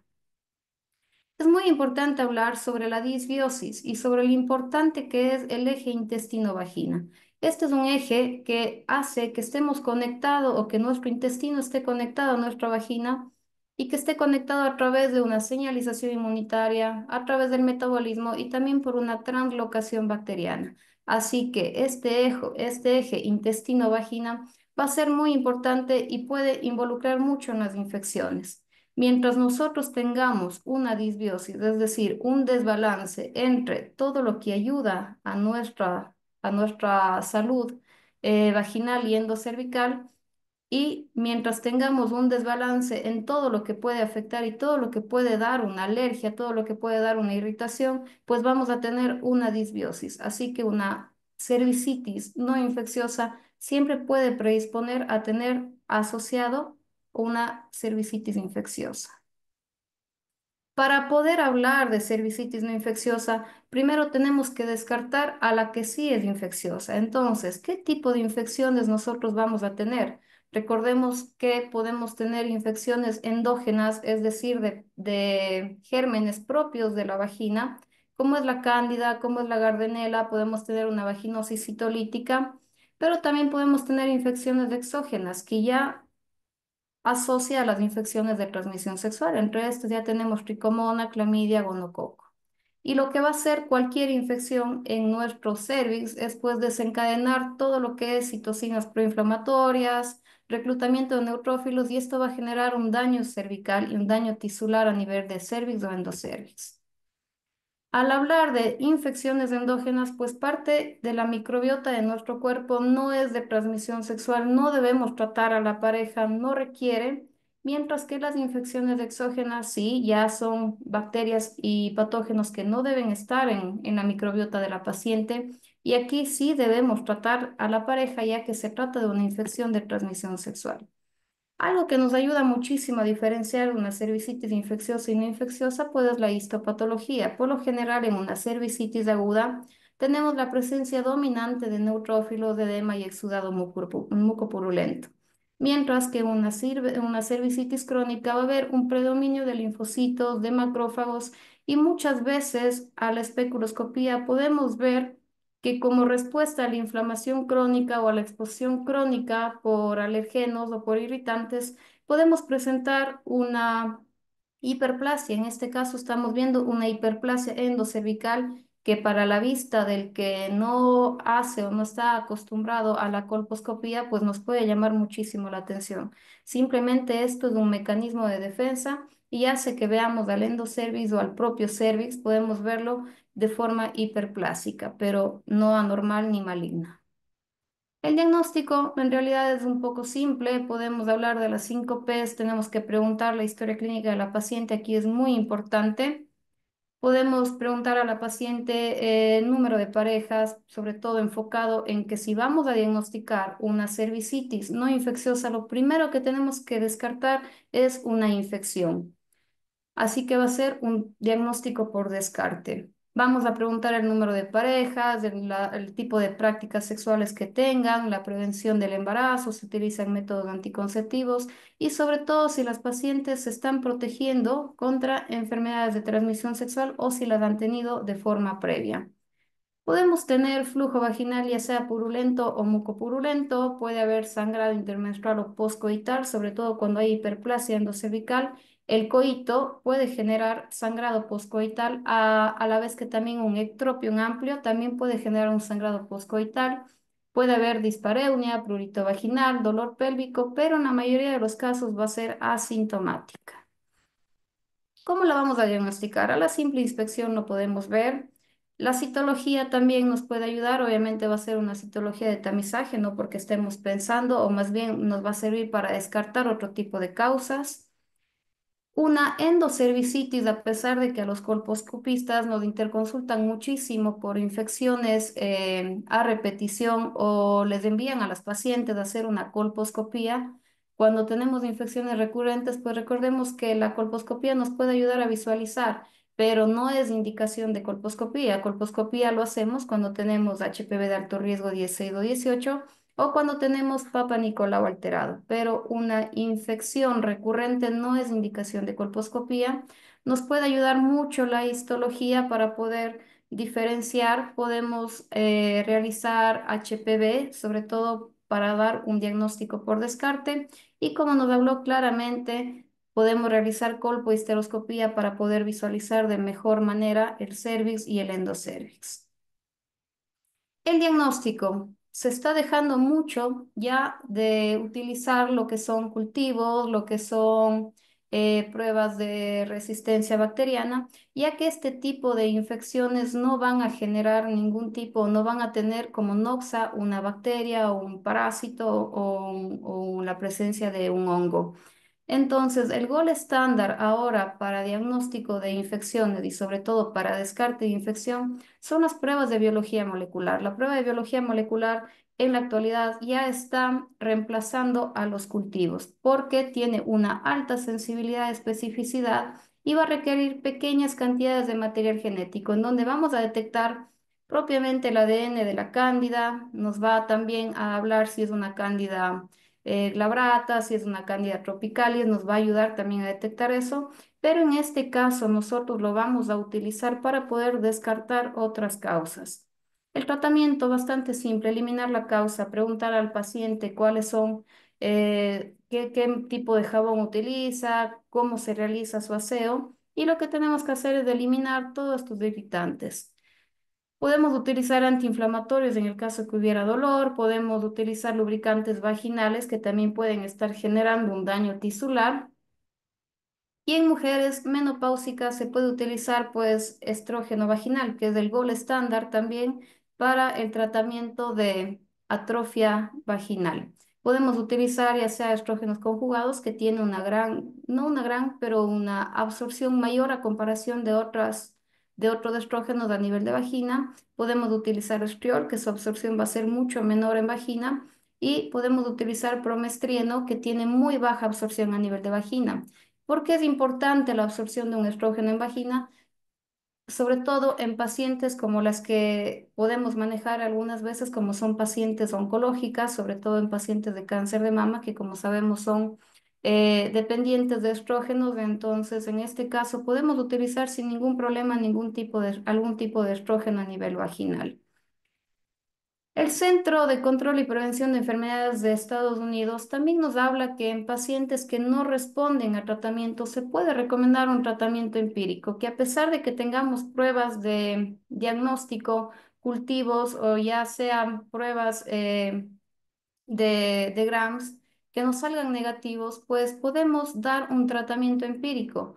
Nos dice que podemos utilizar doxiciclina por 7 días y para pacientes con alergias podemos llegar a utilizar acitromicina en dosis única. Nos propone este tipo de tratamiento. El tratamiento también que está basado en evidencia, sobre todo en cervicitis crónicas, las cuales ya son persistentes, que no responden a tratamientos, que ya han generado este tipo de hiperplasias cervicales o endocervicales. Podemos utilizar cauterización, ablación o decisión láser. Obviamente, el tamaño de decisión probablemente sea mucho menor al que tengamos que utilizar en una lesión precancerígena o cancerígena, pero la evidencia aún es limitada. Es imprescindible también descartar la malignidad antes de hacer cualquier técnica ablativa, cualquier técnica destructiva, pero nos puede ayudar sobre todo a quitar todo este tejido, sobre todo ectropion, nos puede ayudar a retirar todo el tejido que genere hiperplasia endocervical, sobre todo porque va a generar que la paciente tenga sangrado postcoital. Recordemos que siempre un epitelio sano y resistente va a ser un epitelio escamoso. Y mientras tengamos ectopias, tengamos un ectropión amplio, tengamos una hiperplasia endocervical, va a ser un epitelio mucho más susceptible al sangrado, susceptible a la inflamación y también mucho más susceptible a que el virus de papiloma humano se le hace mucho más fácil ingresar por endocervix que por exocervix. Por ello, es que siempre tenemos que procurar tener un epitelio estable y mucho más resistente. Es un papel muy importante la microbiota, como dijimos, va a hacer nuestra defensa y es lo que nos va a evitar infecciones. Una inflamación, una cervicitis no infecciosa nos puede llevar también a presentar cervicitis infecciosas a repetición. Los lactobacillus de Doderlein, entre los cuales tenemos los crispatus, los brevis, los rhamnosus, estos van a mantener siempre un pH ácido, ya que secretan peróxidos, van a lograr un equilibrio del microambiente, va a favorecer una adecuada epitelización cervical y es lo que nosotros buscamos para poder tener un cervix o un epitelio mucho más resistente. Van a modular el sistema inmune y van a producir bacteriocinas que nos van a defender. La candidiasis recurrente, quise hablar sobre este tema, unas pequeñas diapositivas, ya que la candidiasis recurrente no se puede clasificar dentro de una cervicitis infecciosa, ya que la candidiasis recurrente, a pesar de que clínicamente podamos ver una infección, estamos hablando de una candidiasis que no es infecciosa. Nosotros vamos a diagnosticar una candidiasis cuando nuestra paciente tenga más de 3 episodios en un año. Son pacientes que ya han venido con muchos tratamientos, a veces ya han pasado por muchos médicos, usan un tratamiento y repite, usan un tratamiento, mejoran un poco de tiempo y vuelve a repetir. La candidiasis recurrente se puede presentar hasta en el 8 a 10% de las pacientes, es decir, no es baja la presencia de la candidiasis. Y la candidiasis, si recordamos, podemos clasificarla. No existe la candidiasis resistente, no existe la candidiasis crónica. La candidiasis se clasifica en no complicada y complicada. La no complicada puede ser esporádica, es leve, por lo general está asociada a la Candida albicans y en esta estamos hablando de una candidiasis totalmente infecciosa. Pero ¿qué es lo que pasa con la candidiasis complicada? Esta ya se vuelve recurrente, severa. Por lo general no está asociada a la Candida albicans, puede estar asociada a otro tipo de albicans.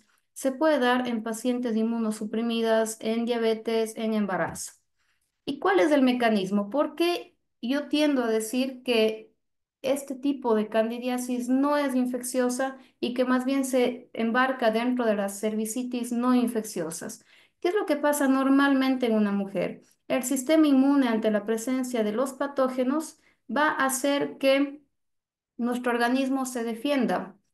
Y cuando nosotros tengamos algún tipo de patógeno oportunista, cuando tengamos el uso de antibióticos que baje los lactobacillus en nuestro cuerpo, pues vamos a tener un crecimiento, un aumento de los patógenos y se va a dar una infección oportunista. Pero ¿qué es lo que pasa en la candidiasis no infecciosa? Y vuelvo y repito, me permito hablar de que este tipo de candidiasis no es infecciosa, ya que no es la causa o el hongo no es lo que genera la infección.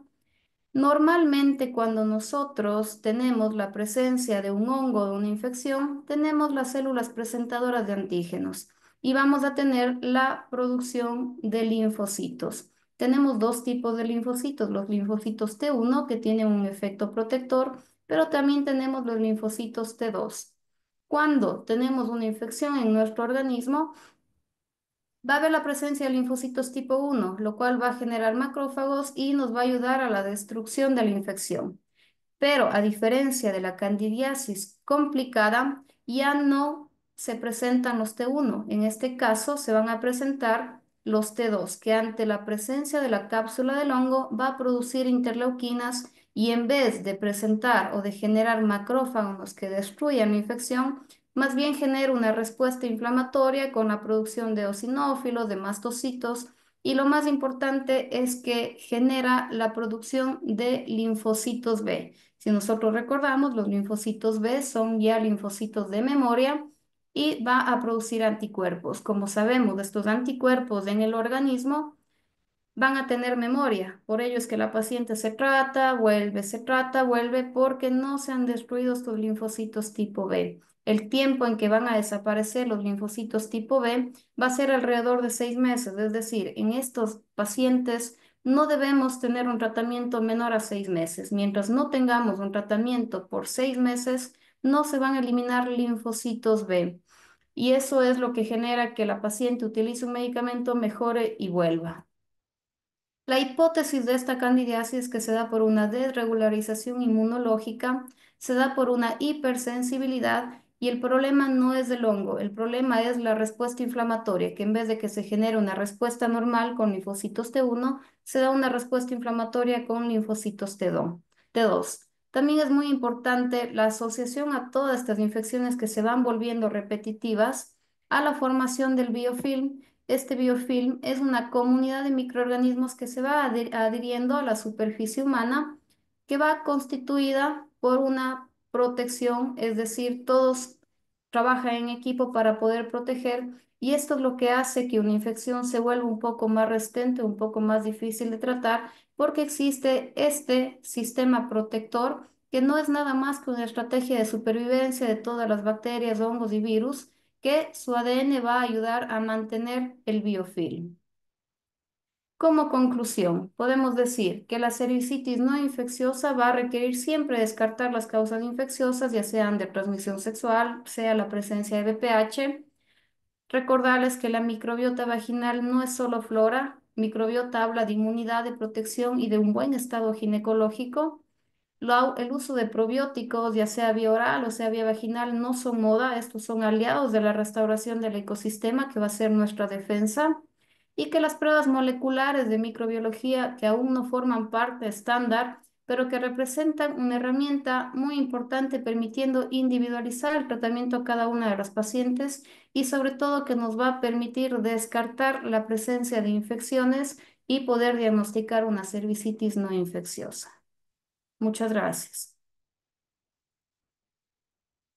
Muchísimas gracias, doctora Angélica Morillo. Excelente revisión que nos hizo usted sobre estas situaciones. No siempre que vemos a una paciente con algún proceso inflamatorio, que puede ser agudo, puede ser crónico, pensamos en un proceso infeccioso. Incluso la presencia de la cándida, como usted nos mencionó, que la gran mayoría de las veces se da un manejo incorrecto y por eso las recaídas y las persistencias de este tipo de infecciones. Bueno, vamos a dar ya paso a las preguntas de nuestro auditorio. Por favor, si las pueden expresar a partir del chat que está ahí presente. Y vamos a empezar con una que tenemos aquí. Dice, ¿qué pasa cuando se diagnostica BPH por biopsia? Bueno, pues se refiere a algunos cambios citopáticos, no tanto directamente así, es que el virus de cuello uterino y la tipificación es negativa. ¿Qué opina, doctor Gonzalo? Pues realmente me parece muy raro, no sé a través de qué vía lo pudieron haber hecho, de haber diagnosticado el papiloma virus a través de una biopsia y que las pruebas moleculares salieran negativas. Realmente eso no tiene una congruencia porque la prueba de tipificación, genotipificación molecular es mucho más sensible que la de la biopsia. Obviamente puede ser que si tomaron una biopsia y no salió ningún tipo, porque miren cuántos les mencioné yo en las pruebas de genotipificación molecular que nos describen a nosotros por PCR en tiempo real en Guatemala, son un montón, o sea, es casi que imposible que esto.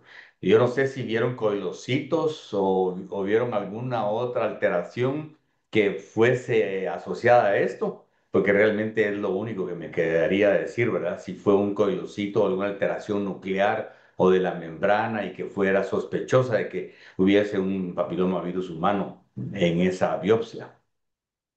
Sí, exacto, doctor. Yo creo que aquí también, como usted dice, había que preguntarse por qué se le hizo una biopsia. Una biopsia debe ser realizada bajo colposcopía y ya nos indicaba la doctora Angélica Murillo que esto procede cuando existe a una citología normal o se encuentra morfológicamente alguna alteración a nivel cervical.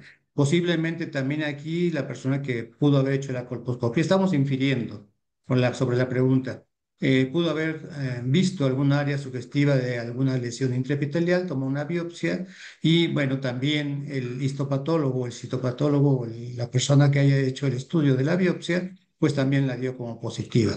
Yo creo que esto es muy importante para hacer una reflexión sobre realmente por qué sucede todos estos eventos si tenemos una prueba de BPH negativa. Puede ser uno que a lo mejor el virus que está ahí presente, suponiendo que sea cierta esta alteración, pues no se ha detectado por el tipo de prueba porque están limitados, ¿no? Pero sin embargo, pues no nos interesa conocer toda la variedad de genotipos que existe, sino lo más importante es para que desarrollo del cáncer, que son 14 genotipos principales y sobre todo el 16 y 18. Y la otra situación es que necesitamos realmente tener una buena calidad en cuanto a la preparación de el que está interpretando una citología y el que está interpretando la colposcopía y posteriormente el patólogo, porque justamente eso da lugar a muchos diagnósticos falsos positivos. Vamos a dar pauta a otra pregunta. ¿Qué sucede, doctor Claudio, cuando existe una estenosis cervical en el conducto cervical? ¿Qué opciones tenemos? Gracias, José Luis. Esta es una excelente pregunta porque hoy se ve con más frecuencia las estenosis del canal. eh, un cierre completo del orificio cervical externo después de las conizaciones realizadas y mal hechas, probablemente con una técnica inadecuada. Eso permite que la unión escamocilíndrica se entre hacia el canal y no se haga un buen control. Y segundo, muchos de los casos se estenosan cuando llegan las pacientes al periodo menopáusico. Hay que hacer el tratamiento de la estenosis cervical. Para esto tenemos dos vías. La utilización de la radiofrecuencia, haciendo un corte transversal entre los dos ojos que se saben ver a través de la colposcopía y luego de eso tomar una muestra del canal endocervical. Sin embargo, el mejor método es a través de la histeroscopía, porque a través de la histeroscopía hacemos un corte con una microtijera, abrimos el canal, ¿sí? Y muchas de las veces podemos entrar al endometrio. Y a esas pacientes que son posmenopáusicas, generalmente es ideal tomar una muestra de biopsia del endometrio del canal endocervical, porque generalmente esas pacientes van a nuevamente a presentar una estenosis. Es decir, que el cierre completo del canal endocervical no significa que no podamos explorarlo correctamente y especialmente en esas pacientes que ya tuvieron antecedentes de patologías graves. Ok, sí, muchísimas gracias, doctor Claudio. Doctora Murillo, aquí tenemos una pregunta. En esos procesos inflamatorios en donde ya se ha descartado, incluso con reacción en cadena de polimerasa, algunos gérmenes patógenos que pueden originar este fenómeno de la cervicitis, ¿qué opina usted de utilizar repitalizantes antiinflamatorios o incluso estrógenos en pacientes posmenopáusicos? Eh, En este caso, depende de la paciente, ¿no? Obviamente, si es paciente posmenopáusica, nos va a ayudar muchísimo el uso de estrógenos. Existe el policresuleno, que se ha visto que tiene muy buena función cicatrizante también. Y si estamos hablando de una endocervicitis, podemos utilizar este tipo de productos. Podemos utilizar también productos que están asociados con corticoides de baja potencia, también nos puede ayudar. Pero si no quitamos el patógeno o la causa de la cervicitis, pues vamos a tener la inflamación repetida. Si estamos hablando pues de una recurrencia, pues el tratamiento ya sería de forma más prolongada. Como expliqué, el tratamiento va a ser alrededor de 6 meses. Muy bien, muchas gracias. Doctor Gonzalo, aquí tenemos una pregunta. ¿Qué factores pueden influir en la persistencia del virus del papiloma humano? Sabemos que la presencia del virus por sí misma pues no es un factor definitivo, pero sí se ha visto y asociado en forma muy importante la persistencia del mismo. ¿Qué hace que en una persona sea persistente esta infección o que la pueda eliminar? En primer lugar, hay que tomar en consideración el estado inmunológico de la paciente, si tiene inmunosupresores, si tiene VIH, por ejemplo, pacientes diabéticas podría tenerse en consideración, pero también se tiene que tomar en cuenta en estos casos el tipo de genotipo de HPV que está presente en la paciente. Porque si nos topamos con que es un tipo 16 o 18, como bien lo dijo el doctor Harald Surhausen, pues esta infección persistente, sobre todo por dos tipos de virus, es lo que conlleva hacer una persistencia y que no haya regresión para un cáncer cervicouterino. También influye también el tipo de lesión que vamos a tener, si es una lesión de bajo grado o de alto grado, porque las lesiones de alto grado son las que más tienen persistencia y progresión a una etapa superior. Esas cosas son las importantes a tomar en cuenta. También hay que tomar en cuenta la persistencia, el hábito de contacto sexual que tiene la paciente, ¿verdad? Porque si la paciente tiene múltiples compañeros sexuales, eso también viene y magnifica la carga viral de esta paciente. Pero básicamente el estado inmunológico de la paciente es la inmunidad innata es la que va a mandar en este caso. Si la tenemos alterada, eso va a hacer que la lesión o el HPV sea persistente. Y muchísimas gracias, doctor. Sí, también, como usted lo mencionó en su plática, el genotipo viral es determinante porque los virus 16-18 tienen una mayor capacidad de penetrar hacia el genoma del huésped y por lo tanto originar todas estas alteraciones que usted mencionó. Doctor Claudio Maldonado, eh, considerando que ya se mencionó que el adenocarcinoma como una detección es tan baja como un 3%, pero cuando ya nos encontramos en problemas invasores, este se incrementa hasta un 30%. Esto quiere decir que no estamos diagnosticando el 27% de este tipo de problemas. ¿Usted consideraría más adecuado siempre utilizar un cepillado endocervical o la endocervicoscopía para tratar de abatir este subdiagnóstico del adenocarcinoma? Pues sí, eh, hay dos exámenes que yo considero fundamentales en esto. El primero, por ejemplo, después de hacer una conización, el cepillado endocervical del residuo del cono es muy importante. Pero este cepillado, que debe ser como un legrado prácticamente, tiene que ir a parafina y hacer un bloque. Ese sería el uno. También, si es que no se trata de cono, se puede hacer este cepillado que se llama SEC, cepillado endocervical, en bloque de parafina en pacientes en una investigación. Y probablemente lo más acertado y lo más sensible es la tinción dual que había presentado el doctor Gonzalo en cepillado endocervical con la determinación de P16KI67 solamente en cepillado endocervical. Yo creo que estas cosas ayudarían muchísimo para evitar estos falsos diagnósticos o probablemente diagnósticos que no se han hecho de adenocarcinoma invasor.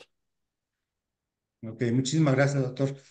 Muchas veces, por ejemplo, cuando se hace la citología, nos reportan adecuada y está aceptada ya a nivel mundial que con el hecho de presentar células exocervical, células escamosas, pues se considera así, pero muchas veces carecen de la presencia de células endocervicales.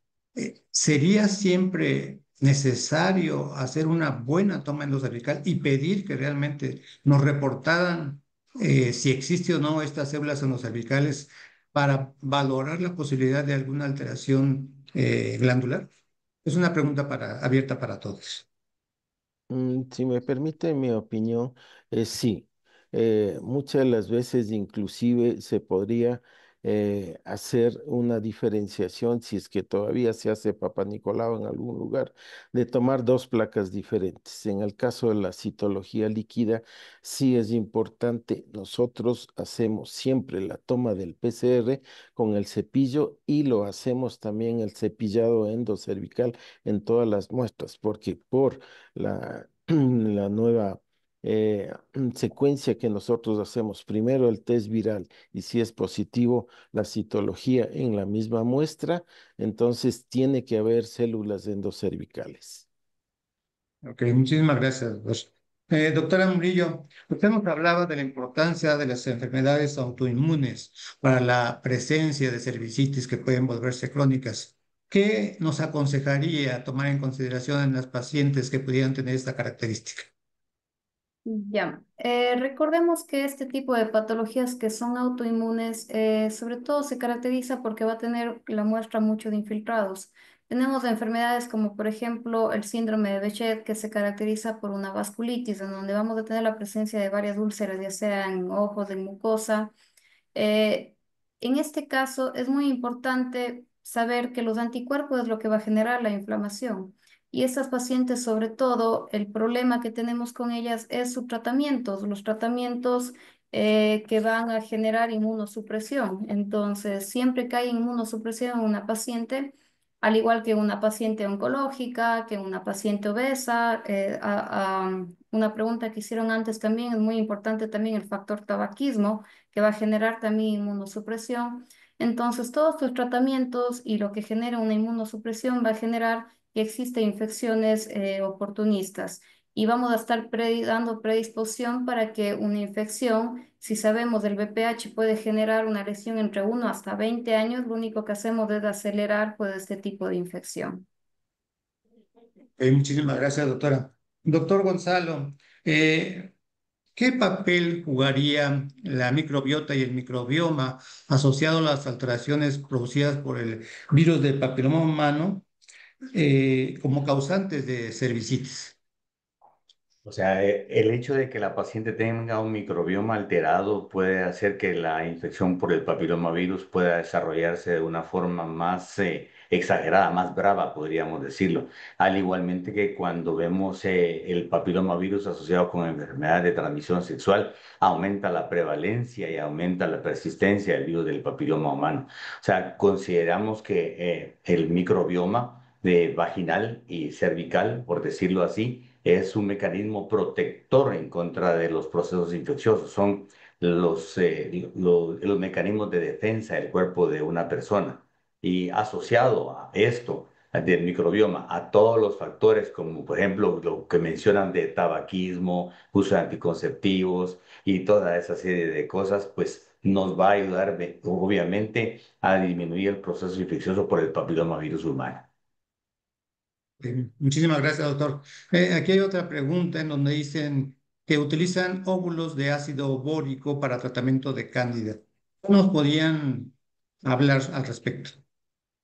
El uso de ácido bórico sobre todo se utiliza en en Candida no albicans. Y aquí nos sirve muchísimo lo que son las técnicas de inmunohistoquímica porque nos van a detectar, los cultivos también nos pueden detectar que se trate de una infección de Candida no albicans, como Candida tropicalis, entre otras tipos de cándidas. El ácido bórico nos va a ayudar y está indicado por las asociaciones de utilizar ácido bórico. Lamentablemente acá en el Ecuador no disponemos de ácido bórico, son muestras o son medicamentos que se los puede mandar a hacer de forma magistral porque vi que hacían una de esas preguntas, entonces podemos utilizar ácido bórico sobre todo cuando es una infección a repetición, pero el tratamiento, sobre todo en candidiasis complicada, por lo general nos recomienda la CDC el uso de fluconazol semanal por 6 meses.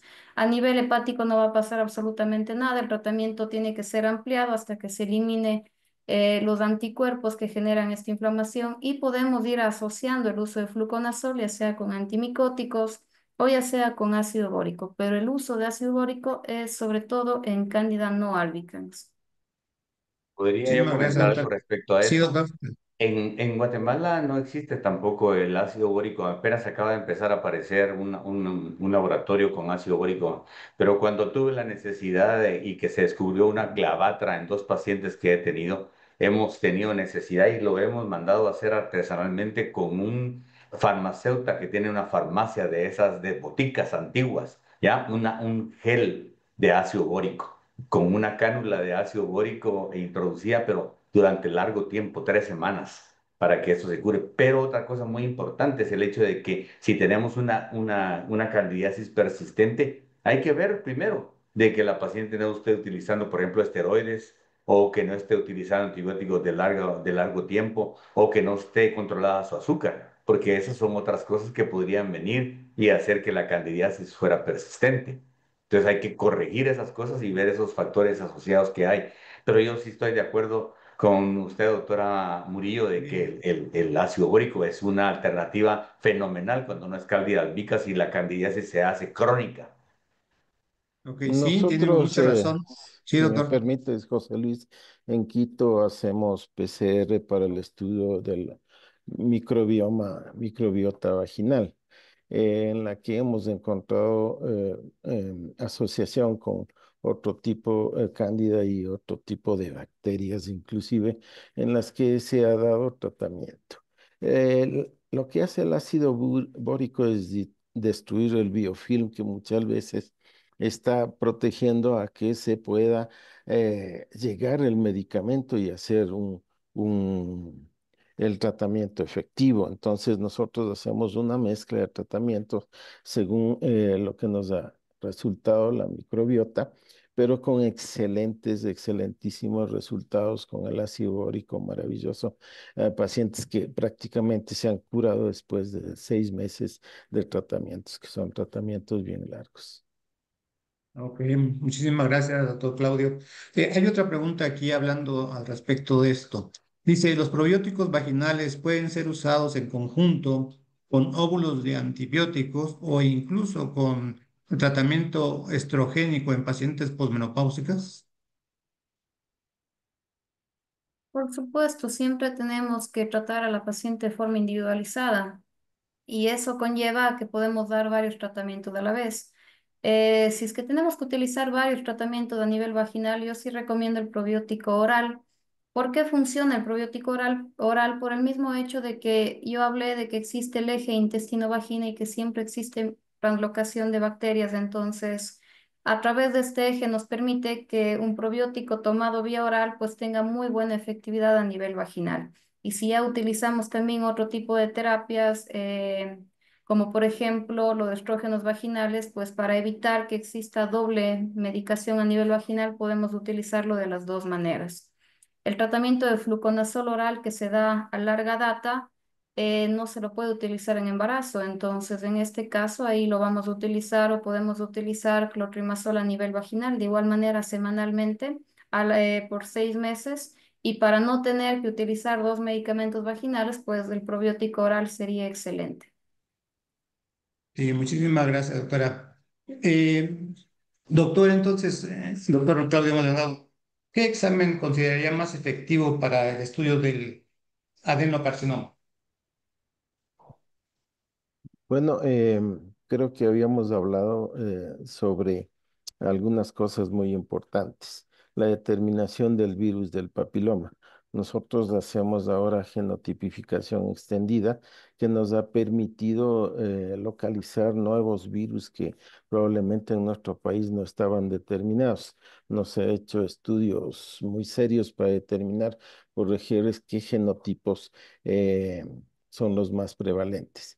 Sin embargo, en la presencia del 16 y el 18 en pacientes que no tienen lesiones cervicales, el estudio del canal es muy importante.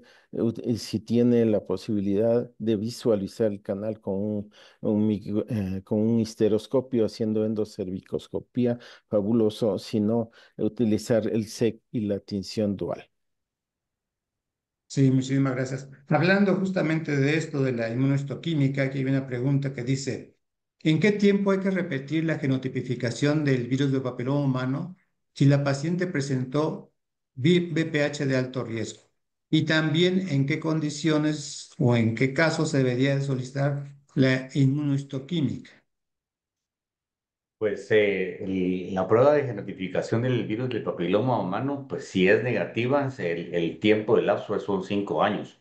Pero si la prueba de tipificación del papiloma virus, como bien decía el doctor Maldonado, revela un 16 y un 18, pues en ese caso él ya contestó la pregunta. Habría que hacer una microcolpo de histeroscopía para poder definir realmente si no hay algo internamente, pero realmente las guías mencionan que si la prueba es positiva para un papiloma tipo 16 o 18, uno debería de adecuarlo a la edad de la paciente y por lo regular esto le va a tirar al algoritmo a hacer una colposcopía, definitivamente, ¿verdad?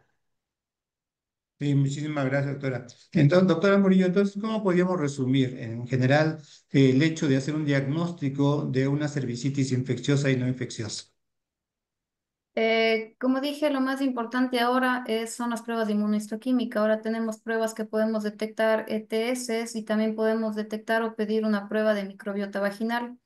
La prueba de microbiota vaginal no solamente me va a decir qué tipo de infecciones hay, sino también me va a medir los niveles de lactobacillus para saber si hay muy pocos lactobacillus. Como sabemos, los más importantes son los lactobacillus crispatus, o saber si existe a veces un exceso de lactobacillus que me puede dar una vaginosis citolítica. Las pruebas de cultivo ya no me van a servir mucho. Las pruebas muchas veces vienen con clamidias detectadas en sangre con IgGs positivos. Como sabemos, esto nos indica que alguna vez la paciente tuvo infección, pero la mejor forma es la detección de ADN. Estas pruebas nos van a detectar no solamente nos van a detectar VPH, nos van a detectar clamidia, gonorrea, herpes, entre otras patologías, y también nos van a detectar, vuelvo y repito, como la cantidad que tengamos de lactobacillus, y esto nos va a dar un correcto tratamiento a la paciente. Y con ello nos evitamos tener que estar haciendo cultivos, siempre tener que estar haciendo fungigramas, que muchas de las veces no nos ayudan en nuestro diagnóstico y en nuestro tratamiento. Ok, muchísimas gracias, doctora. Aquí hay otra pregunta relacionada con las pruebas moleculares y su seguimiento.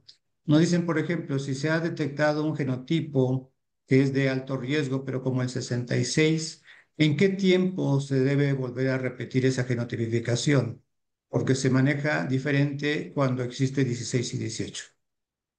Pues realmente las guías mencionan que la tipificación debería de hacerse cada 5 años si la tipificación salió negativa.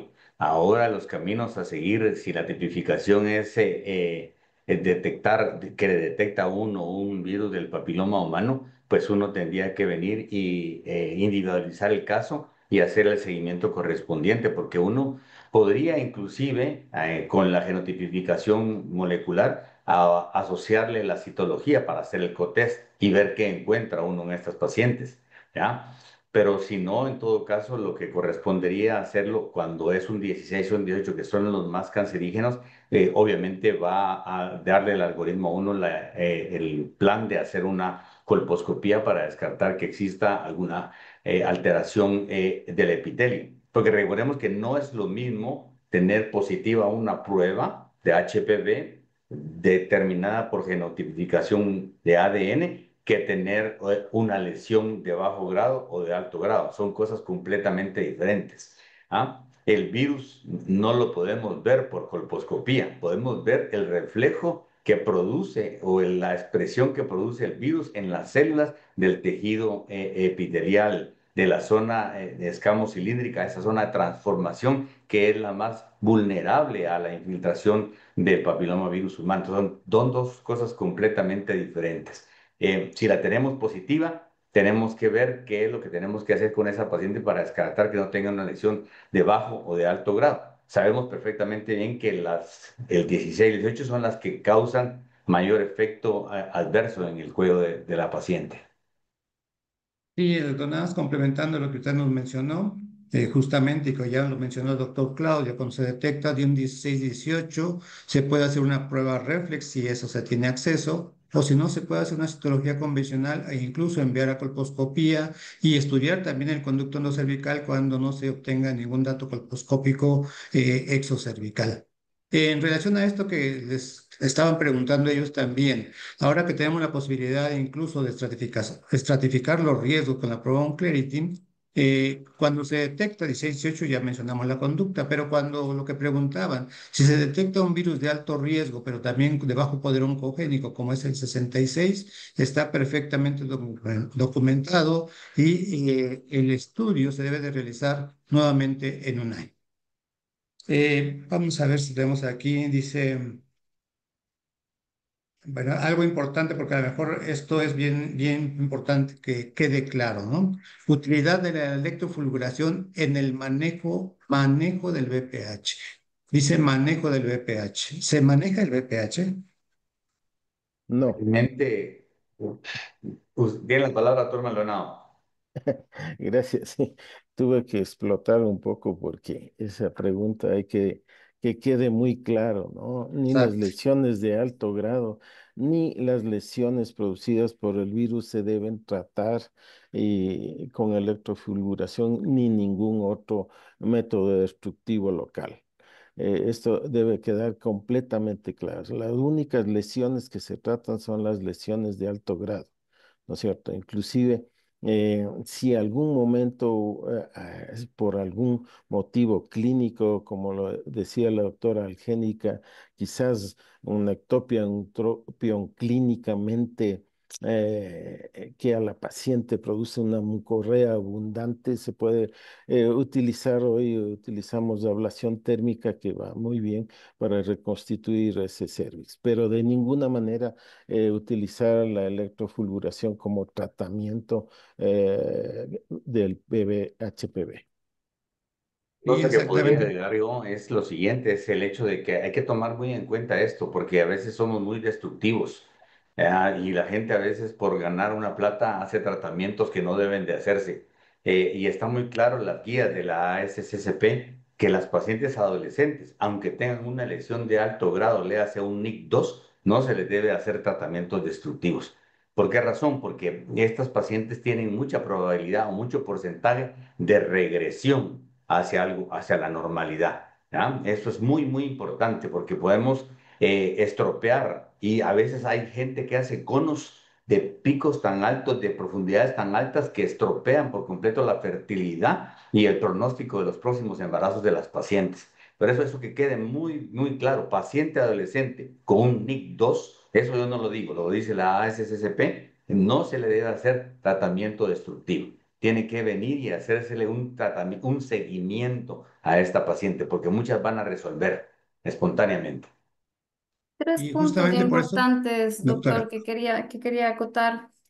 En primer lugar, el BPH por sí solo no va a producir cáncer, siempre tenemos que ayudarle un poquito, ¿no? Con tabaquismo, con obesidad y con muchos factores más. En segundo lugar, la citología no es diagnóstico, siempre tenemos que tener una prueba asociada. Y en tercer lugar, no tratamos el diagnóstico, tratamos el riesgo de la paciente. Si es una paciente con un NIC2 de 20 años nulípara, pues no la vamos a tratar, a diferencia de que si tengo ese mismo NIC2 en una paciente de 50 años diabética, obesa, pues la voy a tratar. Aquí, lamentablemente, tenemos pacientes con BPH que han sido histerectomizadas, pensando que va a ser curativo. Recordemos que el BPH no solamente se encuentra en cuello de útero, se encuentra en vagina, se encuentra en vulva. Sacarle el útero no la va a curar. Voy a tener que seguirla controlando y voy a tener que seguir haciendo papanicolau a esta paciente. Y No sé, muchísimas yo les gracias. De pregunto, hecho, el hecho de esto, de esta pregunta fue con ese motivo, ¿no? De que da bien claro que esas pacientes no se deben de tratar, mucho menos si son pacientes jóvenes. Pues ya terminamos el tiempo. Muchísimas gracias a todos ustedes, excelentes ponencias. Yo creo que con esto hemos cumplido el objetivo de esta sesión, conocer las características, manejo, evolución y de la cervicitis, que no es un tema sencillo, es un tema común, pero también es un tema muy complejo. Les agradecemos a todos ustedes su presencia. Le damos la voz al doctor Marcelo Vera, por favor. Adelante, doctor. Muchas, Muchas gracias. muchas gracias. Gracias, doctor José Luis. Realmente fue un webinar bastante concurrido con una audiencia masiva y muchas preguntas quedaron en el tintero por el tiempo, ¿verdad? Pero siempre está Flasoc para intentar evacuar esas preguntas y replicar las charlas. Además, la charla queda, este webinar en específico queda grabado en el YouTube de la Federación. Entonces, agradecer al doctor José Luis, nuestro coordinador de México, al doctor Gonzalo de Honduras, al doctor Claudio y a la doctora Angélica de Ecuador, excelentes expositores panelistas y excelente coordinación, doctor José Luis. Por otro lado, entonces me despido de todos ustedes, pero antes de que se vayan, Luis, si podés proyectar, quiero invitarle a nuestros siguientes webinars.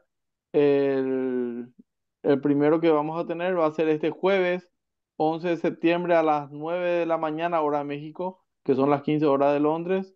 Es una invitación de un webinar de FIGO en conjunto con FEMECOC y FLASOC, que va a tratar sobre consideraciones cardiovasculares durante la menopausia y la terapia hormonal, el riesgo y la mortalidad que esto lleva en estas mujeres, y el beneficio que podría tener la terapia de reemplazo hormonal o sus riesgos. Y a continuación, el 13 de septiembre, que es el próximo sábado, tendremos ya el webinar otra vez de FLASOC, eh, con el tema que vamos a celebrar el Día Mundial del Cáncer Ginecológico, y vamos a tener como coordinadora a la doctora Daisy Hernández Durán, eh, y panelistas el profesor doctor Juan Luis Alcázar Zambrano, que va a hablar de ultrasonidos en la estadificación del cáncer ginecológico, el doctor Enrique María Chacón Cruz, del cáncer de ovario, cirugía primaria versus cirugía de intervalo, resultados del estudio. Solo dos panelistas celebrando el Día Mundial del Cáncer Ginecológico a las 8:30 hora México, y después pueden ir sumando los horarios para ver qué horario les compete según la región. Entonces nos despedimos de todos. Gracias a todos por estar. Eh, un sábado productivo, un sábado donde creo que todos ganamos conocimiento y luz. Y agradecer al Comité Científico de FLASOC, al presidente de FLASOC y a todos los que participaron. Muchas gracias. Gracias. Gracias. Hasta muchas luego. gracias, Chao, buenas José noches, buenos Luis. días, Un saludos a Muchas abrazo. todos, gracias a gracias por Hasta todos. todo, luego. chao, Hasta luego. Hasta Bye. luego. Que tengan un buen Gracias. Hasta luego. sábado. Gracias igualmente. igualmente.